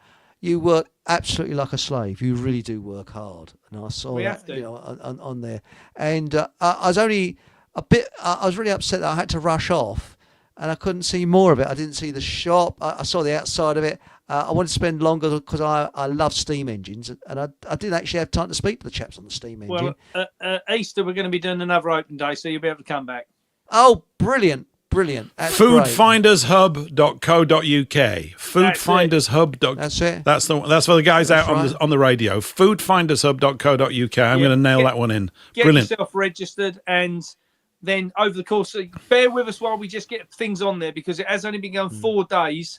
I say 2,200 people have joined up to last night. So crikey knows what's going to have happened today. It's about to get exciting. That's what I think. And if people want to make a donation to help us get it off the ground, they can do that on there as well. Guys, I've got to go. Thank you very much, both of you. And I'll see you in due course, boys. Thank you. God bless. Thank you. See you. And as I say, thanks, Paul, for coming on. It's been a really interesting show tonight. And I think we need to plug your show, which is on this Thursday, isn't it? So plug away. Yeah, 8 p.m. this Thursday in the UK. We're on Rumble. So you'll find me, Paul English Live, on Rumble's the channel over there. And we go out on WBN 3 to 4, and we also run out on Radio Soapbox for 2 hours on WBN and usually 3. There's usually an hour overrun, which hangs around on Rumble. And you're usually there and you grumble with me on Rumble, which is great. Constructive grumbling. Yeah, all good stuff. And of course, there's no smut, is there? I don't come out with anything smutty at all. On your show, do I? I've never heard any toilet humour from you at all. No, never. Can barely recall any. Best behaviour. I want to go back to the Honourable Crichton. Hatchie writes, Kenneth Moore. Yes, it was. It was I had never seen it before. I'd just seen clips of it.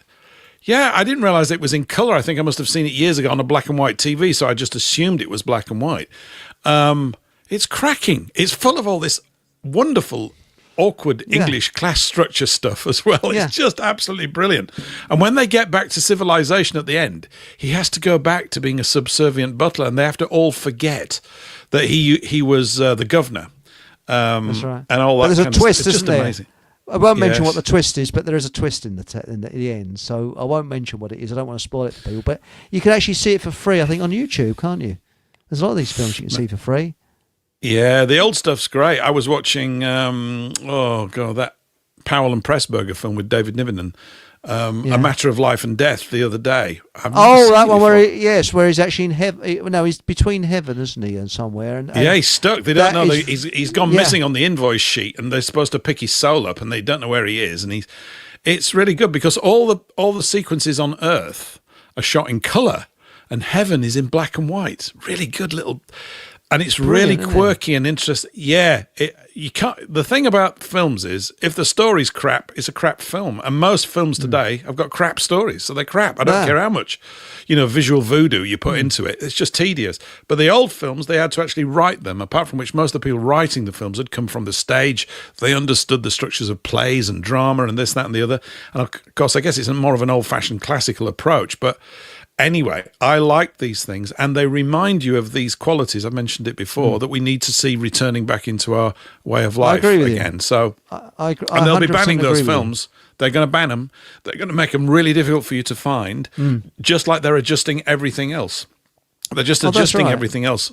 Yeah.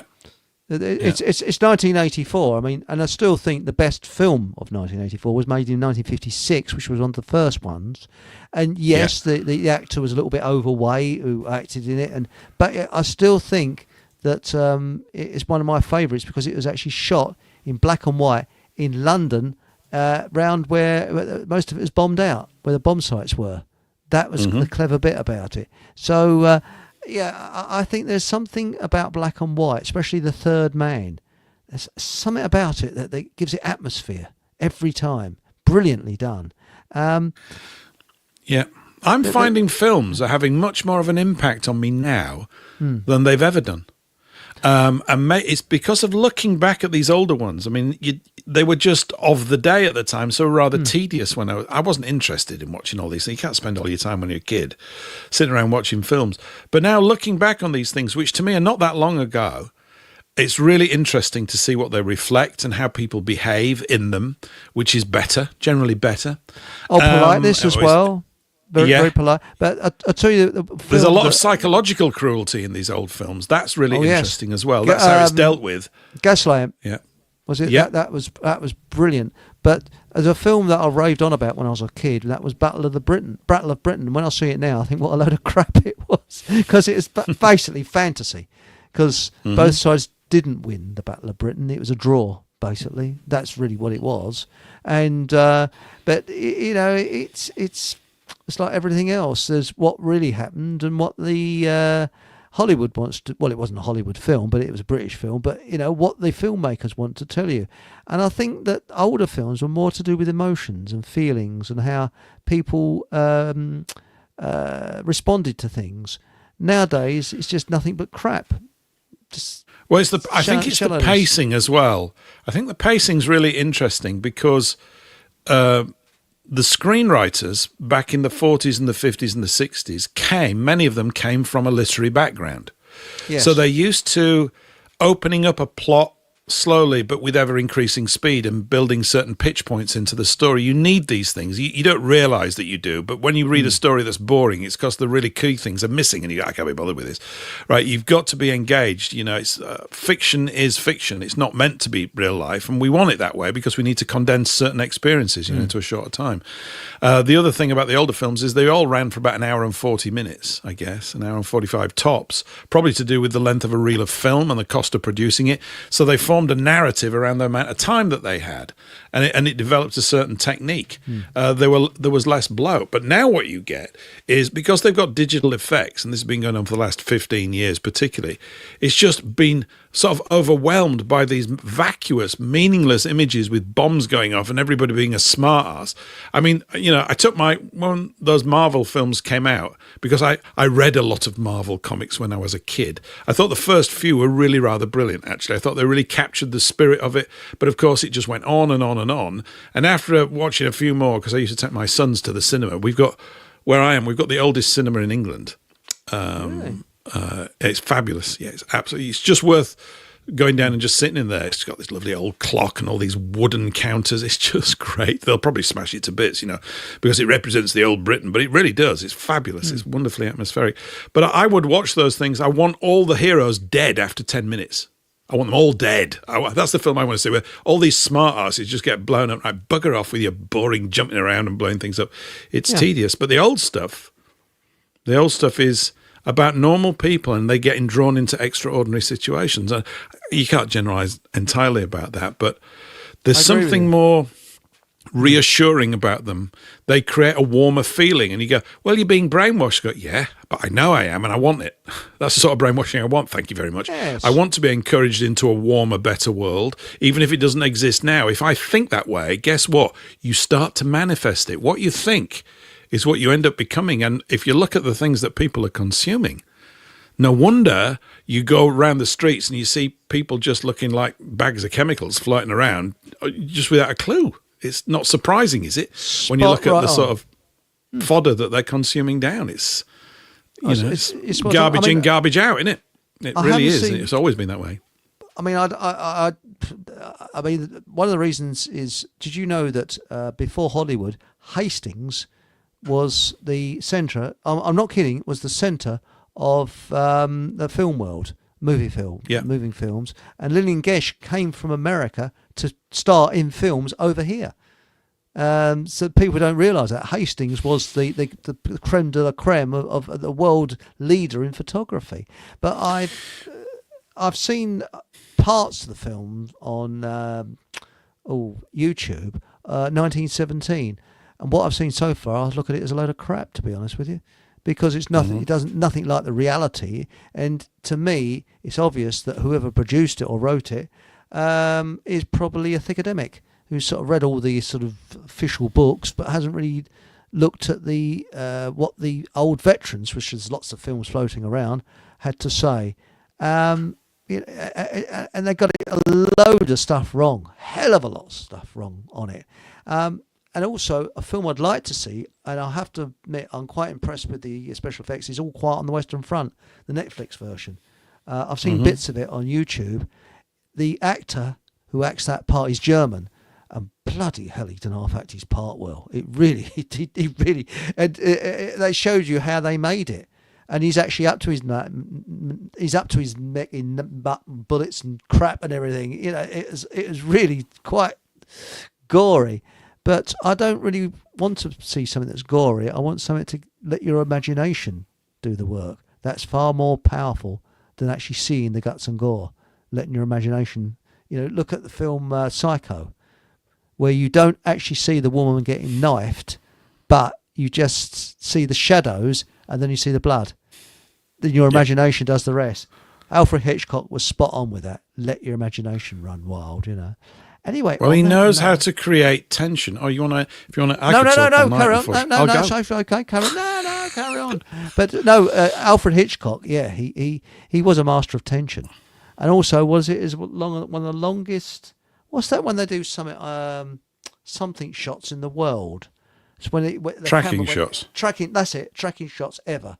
When he went into a house and up the stairs, that was an incredible tracking shot that he did in London. When he did a film, but he destroyed. There's a film called A Touch of Evil. That really is what it's called, A Touch of Evil, starring Orson Welles and Charlton Heston. A very early film for Charlton Heston. Marlene Dietrich's in it as well. One of her last films. Wow, that must be old. Yeah, it's quite a film actually. It's shot. Where's it shot? I think it was in Texas. It's in black and white, and Wells plays this fat, bloated, totally corrupt police chief or whatever, taking backhanders, I think, for migrants coming across the border. Hey, nothing new under the sun. And the opening to that film, up until relatively recently, was the longest opening tracking shot in cinema history. It's about 2 minutes or something. It's really rather brilliantly done. I don't know quite, because they have to move scenery out of the way to get the camera to go through all sorts of things when you actually boringly think about it. But then there was a film called Absolute Beginners, which had David Bowie in it, based on some book. You remember that? Came out in the night. Yeah. Patsy Kensit or something. I remember these names. And I've forgotten Julian Cope, maybe, or whoever the director was. No, I've got that wrong. There was some guy. Anyway, they wanted to beat the record. It was a bit stupid. So they did one that was even longer as an opening tracking shot. And I'm mentioning it because that 1917 that you've mentioned is basically the whole film is just a whole series of very, very long tracking shots. The camera never stops moving for like 10 minutes at a time. Then you'll have a little break and this kind of stuff. So it's got its own sort of narrative style to the whole thing. And it's pretty good because of it, you know. So, well, Citizen Kane was years ahead of its time, wasn't it? Citizen Kane, that was. Yeah, I never really liked it when I first watched it. I've watched it recently, and I liked it a lot more. The film of his that he made after that Wells made after that film, because they got a lot of pressure from Hearst, who was the Rupert Murdoch of his day. He was the great media and press baron in America and owned everything. And Kane is loosely based on the life of William Randolph Hearst, and Hearst didn't take too kindly to the film. In fact, he was very, very cross about it. So he was issuing writs left, right, and centre on whoever, I can't remember, was it RKO who made it? I think it was. Anyway, they were under a lot of pressure, but it got a lot of critical acclaim, even though it didn't do too much of the box office, because it was possibly a little bit too narratively complex for most audiences at the time. I guess it's 1940 something or other that it was made. Anyway, he went on to make another film called The Magnificent Ambersons, which is supposed to be better, but no one's ever really seen it, because what happened was the RKO executives, when they got it came in at something like 2 hours and 15 minutes, and they said, oh, this is too long for cinematic release because of the scheduling over a 24-hour period. You know, they lose an entire screening, and this is going to make them lose money. So they cut like half an hour from the film and threw the film away without even telling Wells. He was away on some PR thing, and they just binned it and did a hatchet job on it. And that's a bit of a tragedy, I think, these things. So because they tell you a lot about the times that they're made in. And, of course, Wells then went on to eating the rest of his life away and drinking lots of Spanish sherry and doing those Spanish sherry adverts, which are amazing. I don't know if you've ever seen the outtakes of him absolutely off his face doing those. Yes. What was that? Was it sherry or what was it? Demec, was it? I can't remember what he was. I don't know. He sold some. He had a whole chicken, didn't he, for his meal? He had a couple of whole chickens. He's just scoffing like anything. Yes, and there was another one where he had to act with Edward Woodward, and he said it sounds like a fart in the bath. That was Edward Woodward. The man with three wooden heads, Edward Woodward. Yes, Edward Woodward. Yeah. But there was one film that he hated the guts of some other actor, and they had to film it separately, because they couldn't, they wouldn't actually appear in the studio at the same time. I can't remember the other actor who he didn't like, but I know that was it A Man for All Seasons? Was he in that? I think it was A Man for All Seasons. He might have been A Man for. That's about Henry Moore, isn't it? Yeah, he was. He played Wolsey. Yeah, Wells played Wolsey. Yeah, he did. Yeah, and they couldn't stand the actor that he was opposite, so they had to film it separately and kind of stitch it together, because he just wouldn't be in the same environment as the other bloke. He hated him so much. But do you remember that one? They're tempestuous, these actors, you know, they're quite delicate. Yes. Do you remember him? Was it Greatest Mysteries? He had on the television, he had a series, didn't he? Orson Welles' Greatest Mysteries. We used to sort of started with him smoking a cigar, you know, and it's very atmospheric, very well done, you know. But I still think Welles' greatest was A Third Man. He acted the part of a psychopath perfectly. He really studied the subject before he did it, and he knew his stuff. Boy, he was pretty good in that. He was excellent, especially when he was on that Ferris wheel, and he said, it'd be rather easy to get rid of you, wouldn't it? And was it Joseph Cottney, I think he was with, wasn't he? And he opened the door. He said, wouldn't be much left of you when you reached the ground, would it? Because Cotton had actually twigged at what was happening. And, of course, if he mouthed it to the police, and then Wells, that'd been the end, you know, but or Harry Lime, as he was known. But I like the twist at the end of the film, where you think that Joseph Cotton's going to go off with the girl, and he doesn't. But did you know that in that film, do you know who's the the name of the chap who acted the part of the army fella? I can't think of his name. I can see his face. I can't think. He was anyway. When they was acting that film, we actually went into Austria and we went into Vienna for a meal that evening and stayed in his clothes, in the military clothes, and he was arrested. He got into trouble for it because it was still under occupation, and you were not allowed to walk around in military clothes if you're not part of the military. And he did, so he got real done for that, and the film company had to get him released because he was, you know, he went into a restaurant and suddenly the military police around him because he was, you're not, as I say, you're not allowed to do that. What was his bloody name? I can't think of his name. Do you want to hear something hilarious by Yes, Orson please. Welles? Yes, please. Now, it says 5 minutes long, so we might not play the whole fight. It's 4 minutes and 58 seconds. These are advertising outtakes from his advertising over here in the UK, right? About frozen peas and a few other things. See how this goes. I'll play a bit of it. I think I'll play a bit of it. Hang on. Let's just see. Is it there? Oh, hang on. Just a minute. I've got the thing on mute. Let me just unmute it. July, peas grow there. Here we go. We know a remote farm in Lincolnshire where Mrs. Buckley lives. Every July, peas grow there. Do you really mean that? Yeah, so in other words, I'd start half a second late. Don't you think you really want to say July over the snow? Isn't that the fun of it? If you can make it almost when that shot disappears, it'll make my... I think it's so nice that you see a snow-covered field and say every July peas grow there. We know a remote farm in Lincolnshire where Mrs. Buckley lives.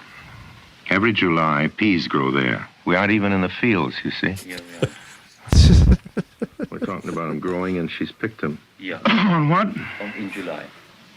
I don't understand you then. What must be over for July? When we get out of that snowy field. When I was out, we were onto a can of peas, a big dish of peas when I said in July. Oh, I'm sorry. Yes, always. In July. I'm always past that. You are? Yes. Well, that's about where I say in July. Can you emphasize a bit in July? Why? That doesn't make any sense. Sorry. There's no known way of saying an English sentence in which you begin a sentence with in and emphasize it. Get me a jury and show me how you can say in July, and I'll go down on you. That's just idiotic, if you'll forgive me by saying so. That's just stupid. In July. I'd love to know how you emphasize in July. Impossible. Meaningless. I think all they were thinking about was that they didn't want to... He isn't thinking. Wilson, can we just do one last... Yeah? And it was my fault. I said in July. If you can leave every July... You didn't say it. He said it. It's every July. Your friend. Fraction later. Every July? So after this show... No, you don't really mean every July. It is.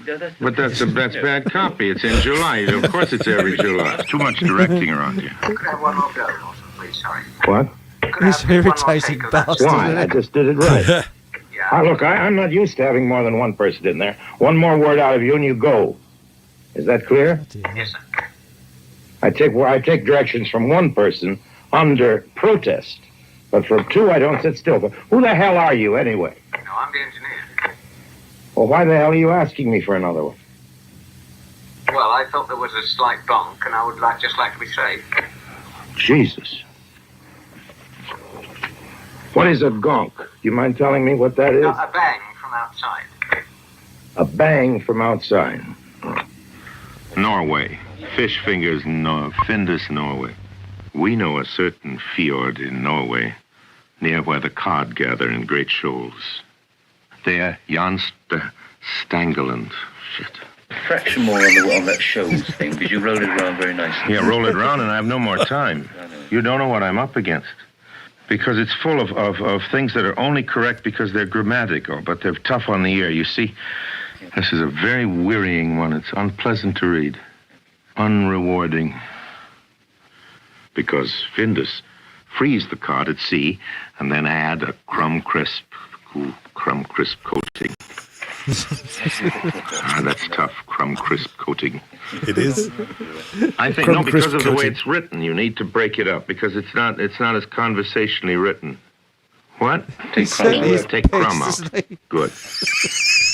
Yes. Here under protest is beef burgers. We know a little place in the American far west where Charlie Briggs chops up the finest prairie-fed beef and tastes... This is a lot of shit, you know that. You want one more? More on what, beef? You missed the first beef, actually, completely. What do you mean missed it? You're emphasising prairie fed. But you can't emphasize beef. That's like his wanting me to emphasize in before July. Come on, fellas, you're losing your heads. I wouldn't direct any living actor like this in Shakespeare. Well, you do this. It's impossible. Orson, you did 6 last year, and by far and away the best. And I know the reason. The right reading for this is the one I'm giving it. At the moment. I spent 20 times more for you people than any other commercial I've ever made. You are such pests. Now, what is it you want? No, I think in your depths of your ignorance, what is it you want? Whatever it is you want, I can't deliver because I just don't see it. That was absolutely fine. It really was.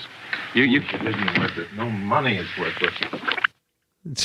Well, there you go. Yeah. Bloody hell. Yeah. He was a bloody difficult customer, I'll tell you that. Gee whiz. I like him. Very funny. Crumb. Yeah. Can you say crumb crisp coating? Crumb crisp coating. Crumb crisp See? coating. It is difficult. Tricky, crumb isn't it? crisp coating. Yeah. There's a fjord in Norway with a crumb crisp coating. Ooh, that's Crumb tricky. I just find it funny. It's really good. Quite a character. Quite a character. Yes. Yeah. Yes. But, Absolutely. They were genuine characters, but nowadays what we've got is a load of just sort of, I don't know, artificial people, I call them. They're not really actors as such, they're just sort of there. Anyway, thanks for playing that. I just realised what the time is. Yeah, I've just hijacked your evening and ruined it. That's what I do. I'm sorry about that. I don't know how we got. Why did we get round to that? We talked about films. We talked about Orson Welles. That just sprung into my head. I just think it's very funny. Well, thanks for playing it. It's much appreciated. It really is. It's making the show. But I don't know about you. I'm feeling a little bit. But thank you so. I could go all night. I think I'll carry on for another 3 hours. Everybody. I don't know what's up with me.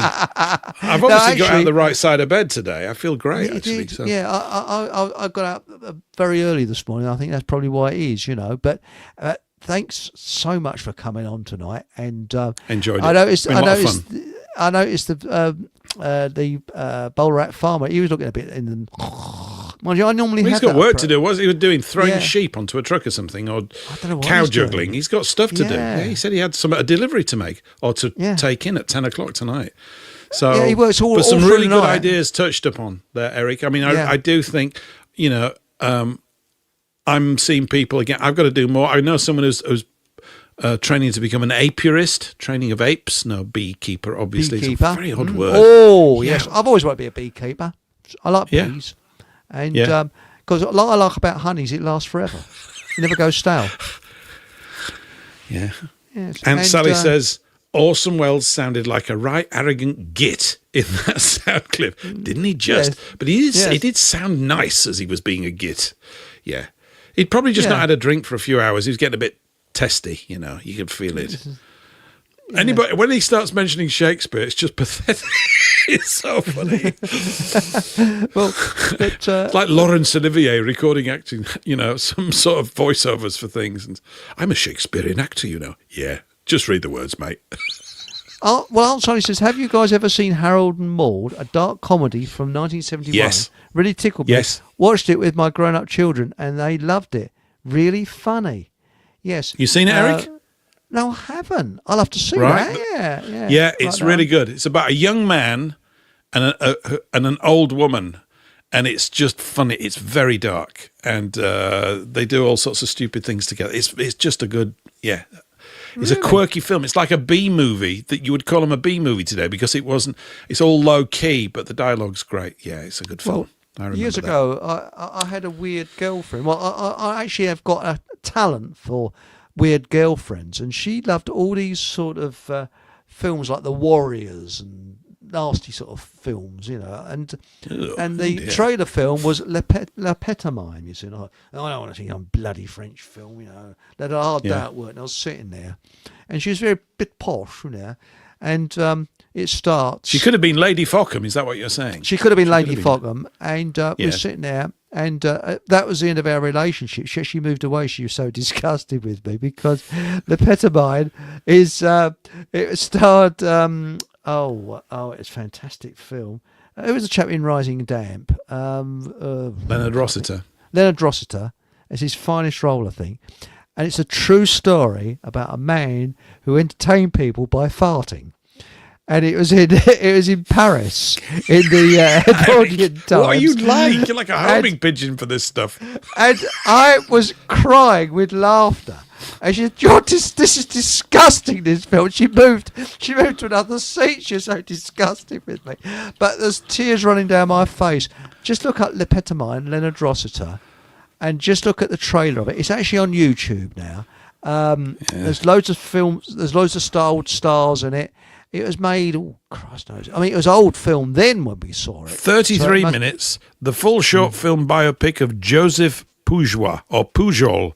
Lepetamine starring Leonard Rossiter. For more information, see Eric von Essex for bottom jokes. That's it. Yep. That's You're it. in there, Yes. mate. You've And got a reference. I was in there, yes. I was literally crying with laughter. I was in pain with laughter with it. And it's an actual true story. This bloke could do it. And he said, and what I like, listen, near the end of his career, he started to make a few mistakes. He goes, oh.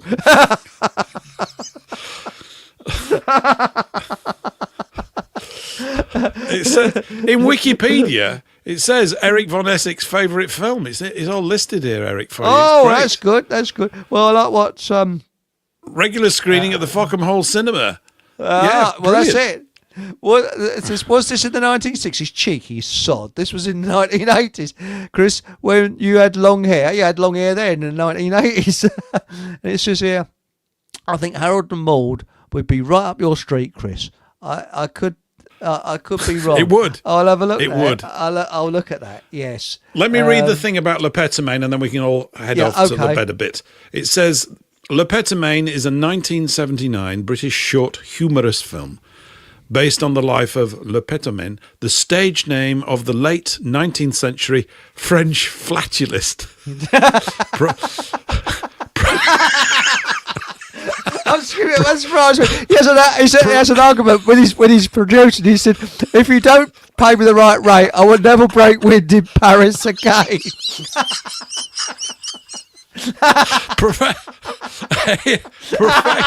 So a flatulist is a professional fart. I mean, he gets paid for it.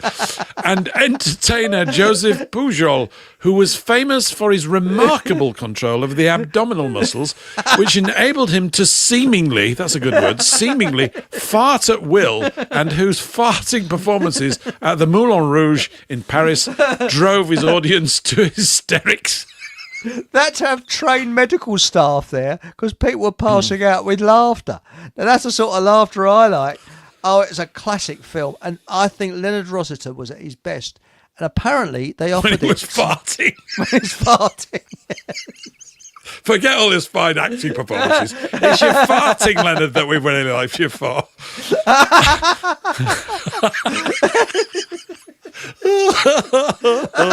My dad would have loved this. I wonder if he ever saw it. My dad has a similar sort of proclivity as you do for jokes that concern that area of the anatomy, and finds it very, very funny. Yeah, it is. It was a classic film. If ever I want cheering up, I watch that film. And I'm off to watch it now, mate. Oh, it's half an hour. You'll be on the floor with laughter. It's so well done. And apparently they offered it to Benny Hill and he refused it. They offered it to loads and loads of stars who refused to play the part. And Leonard Rossiter was the last choice. And it would never have been made if Leonard Rossiter hadn't have said yes. And he agreed to it. But he acted it perfectly. The acting was absolutely spot on with it. But and they said apparently he was on the stage, and as he was doing his farting performance, his wife played the piano, and his children ran around the piano.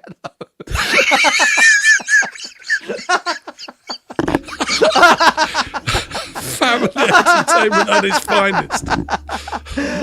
But it was classic. I mean, so. But he died in 1945, Mr. Peugeot, and his son wrote a book about it. And I don't think you can still get it on. I think it's a Penguin book. You could read about his father's. Well, I might not get round to reading that one, but thanks all the same. It was a big stick in Paris, you know. Sorry. Yeah.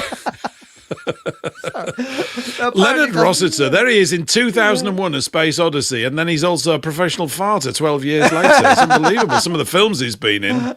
He was. Wow. But he was a bloody good actor. He really was a good actor. Yeah, he was. Yeah. He really was.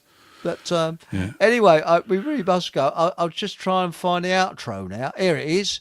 And thanks for coming on tonight. I think we've got an extra half an hour on the show. And I don't know if you've got anything to say to the audience before we drift off. Keep well, God bless, and all that kind of stuff. See you on Thursday, those of you that tune in. And Eric, just great for inviting me on. I always like to come over to Fockham Hall and sample your wares and everything, and it's just been great tonight. So thanks it's really good. Thanks for inviting me onto your show as well on Thursdays. It's a right incestuous setup, isn't it? It's a bloody joke, frankly. And I always say this: whatever happens, have a bloody good laugh and good night.